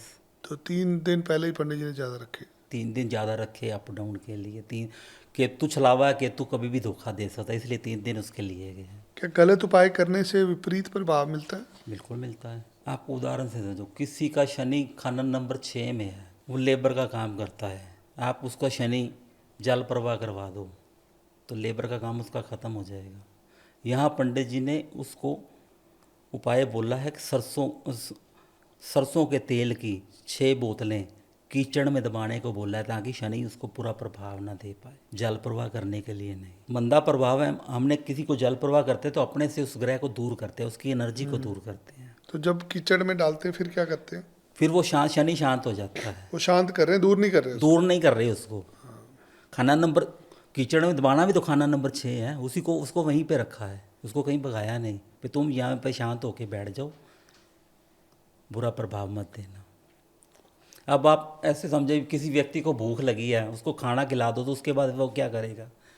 उसके बाद उसको नींद आने शुरू हो जाएगी, वो आराम से सो जाएगा। ऐसा ही कुछ प्रभाव ग्रहों के साथ भी होता है। क्या कपड़ों, रंगों, खान पीन की रेमेडियाँ असर करती हैं? बिल्कुल करती है, क्यों नहीं करती। कपड़ों की भी रेमेडीज होती है? हाँ, कपड़े आप अगर कोई अगर मान ला गुरु आपका मंदा बैठा है, कपड़े दान कर दे तो बंदा बीमार हो जाएगा, हॉस्पिटलाइज हो जाएगा, उसको रेमेडी करनी पड़ेगी। कपड़े का दान नहीं कर सकते? कपड़े का दान, गुरु साथ में कपड़े का दान मना किया गया है। रंगों को पहनने का भी महत्व होता है? जी हाँ है। आपको एक उदाहरण से समझाता हूँ, मकान कुंडली के हिसाब से समझते हैं। जी नॉर्थ ईस्ट है जो, वो जल तत्व है, चंद्र का घर है। वहाँ पे अगर मंगल की एनर्जी फिट कर दी जाए, लाल रंग करवा दिया जाए, तो चंद्र पानी का कारक है, अग्नि पानी को जलाएगी तो उसको नुकसान होगा, मेंटली तौर पे अपसेट हो जाएगा। ये रंगों का मतलब है। इसलिए हम जातक की कुंडली का मकान कुंडली से मैच करके उसको बताते हैं कि आप इस घर में ये कलर नहीं करोगे, ये रंग नहीं करोगे। विवाह में देरी किस ग्रह के कारण होती है? देखो, शुक्र पिट रहा हो, जी शनि सहायता ना दे रहा हो, गुरु सहायता ना दे रहा हो, तो देरी होगी, कोई नहीं रोक सकता। रेमेडी से ठीक हो जाएगा? कई बार नहीं भी हो पाता, नहीं भी हो पाता। देरी करवा देते हैं। शनि, आप देखो, शनि सबसे मंदी चाल चलने वाला, सबसे लेट चलने वाला है। एक राशि को बदलने में वो 2.5 साल लगा देता है, तो नहीं हो पाता। अब देखो कितने मेरे पास बड़ी कुंडलियाँ आई हैं जिनकी शादियाँ रुकी हुई थी, अब मेरे को पता चला इसकी भी तय होगी, इसकी भी। शनि ने जब से राशि बदली है, 5-6 तो मेरी नज़र में सबकी शादियाँ, किसी की 35 साल में तय होगी, किसी की 32 साल में होगी, किसी की 29 साल में तय होगी। उनकी शादियाँ रुकी हुई थी, तय हो गई हैं। संतान से जुड़ी हुई समस्याएं लाल किताब में कैसे? केतु से देखी जाती हैं। केतु ठीक कर लो, केतु ठीक कर लो, संतान ठीक हो कोई जाएगी। उपाय बताइए। देखो, देखना पड़ेगा केतु किस भाव में बैठा है। जनरल सी रेमेडीज क्या देते हैं इसकी? केतु की चीज़ें उसका दान करें। उसका दान करते हैं, उसको जल प्रवाह करवाते हैं। अगर केतु मंदा दे रहा है असर, तो केतु को, जैसे केतु 11 में है तो मंदा प्रभाव होगा। जब तक दादी साथ रहेगी तो केतु मंदा प्रभाव देता रहेगा।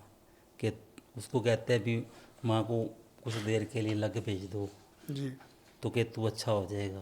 जी। कई बार कोई चीज़ें नहीं, कुछ स्थान परिवर्तन करवाने से भी ग्रह ठीक हो जाते हैं। अक्सर बहुत सारे कुंडलियों में कह रहे योग होता है कि जन्म स्थान से दूरी से आदमी ठीक रहता है। हाँ, हो जाता। मेरे खुद के साथ ऐसा हुआ।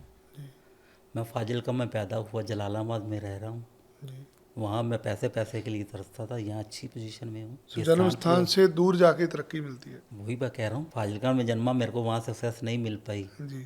यहाँ मेरे को जॉब मिल गई, मैं यहीं पे सेटल हो गया, घर से दूर हो गया। तो जो लोग विदेश जाते हैं माँ बाप को छोड़ के, वो भी ग्रहों के कारण होता ग्रहों के कारण जाते हैं जी। ग्रहों के बिना आदमी विदेश नहीं जा सकता। है। बेकार में लोग हमें बोलते हैं माँ बाप चढ़ा देते हैं, बच्चे को भेज देते हैं जी। ये उसकी कुंडली का ग्रह वीक है तभी है उसके साथ ऐसा घटेगा। अगर किसी का वीज़ा नहीं लग रहा, उसके जिम्मेदार उसके ग्रह हैं। उसके ग्रह है। अगर लग रहा है तो भी उसके ग्रहों के फल के कारण मिल रहा है। मैं आपको एक उदाहरण बताता हूँ, बड़ी पुरानी बात है। जी तब मैं एस्ट्रोलॉजी नहीं करता था। मेरे एक दोस्त का वीज़ा लग गया, लास्ट मोमेंट में फ़्लाइट भी तय हो चुकी थी, लेकिन वो रह गया। कारण क्या बना, उसके डॉक्यूमेंट में वो जो वीज़ा लगा था उसमें एक स्पेलिंग मिस्टेक हो गई। तो स्पेलिंग मिस्टेक को करवाने के लिए उसका 6 महीने का समय फिर लग गया। तो ये ग्रह ही करवाते हैं, ये सब कुछ सही है। बहुत मज़ा आया आज आपसे बातें करके। अगर आप आज के पॉडकास्ट के बारे में कुछ कहना चाहें। अच्छा लगा आपके साथ बात करके, कुछ नई बातें सीखने को मिली कि हमारे पास अगर कोई व्यक्ति आता है, कुछ ऐसे प्रश्न भी पूछ सकता है जिसका जवाब ढूंढने में हमें भी मुश्किल का सामना करना पड़ सकता है।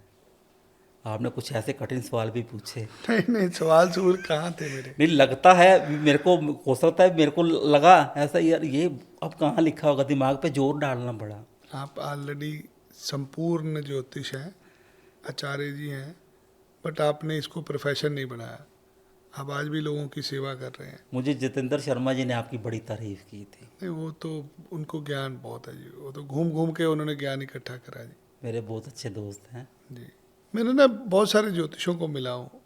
हर एक ज्योतिषी के अंदर एक अलग ऊर्जा होती है जी। ये नॉर्मल लोगों से अलग लोग होते हैं। ठीक क्या है, इनकी कोई ग्रह दशा ऐसी होती है? ग्रह स्थिति होती है। पहले सही तो बात। बड़े पीस काम होते हैं। मैं बताता हूँ आपको ज्योतिषी होते कैसे हैं। मैं बहुत सारे लोगों को मिला। एक ज्योतिषी की ज़्यादा तो इच्छाएं होती ही नहीं, ठीक है। बहुत संतुष्ट होता है कि ज्योतिषी। दूसरा, डाउन टू अर्थ होते हैं मैक्सिमम लोग।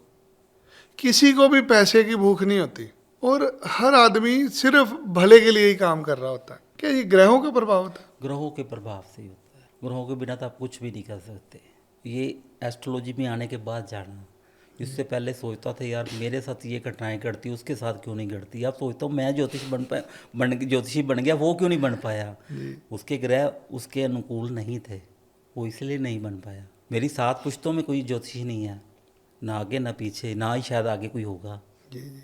बेटी को थोड़ा शौक है लेकिन मैं इसको अवॉइड करता हूँ, क्योंकि इसको ज्योतिष बनना नुकसानदायक होगा। जी क्योंकि चंद्र गुरु इकट्ठे हैं, गज केसरी योग बना रहे हैं और भाव नंबर 6 में बैठे हैं, तो इसको नुकसान होगा। इसलिए मैंने इसको ज्योतिष से दूर रहने के लिए कहा है। बहुत सारे लोग आपको देख रहे हैं। बहुत सारे लोग पिछले 2.5-3 घंटे से आपकी विद्या के बारे में, उन लोगों को आप क्या कहना चाहेंगे जिससे उनका जीवन ठीक हो?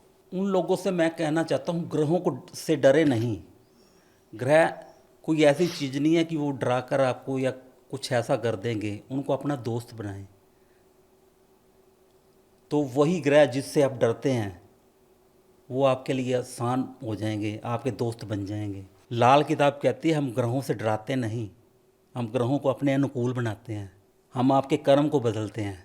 कर्म कैसे बदला जाता है, आपकी जीवन शैली को बदलने का ढंग, आपके सोचने का ढंग बदल देते हैं।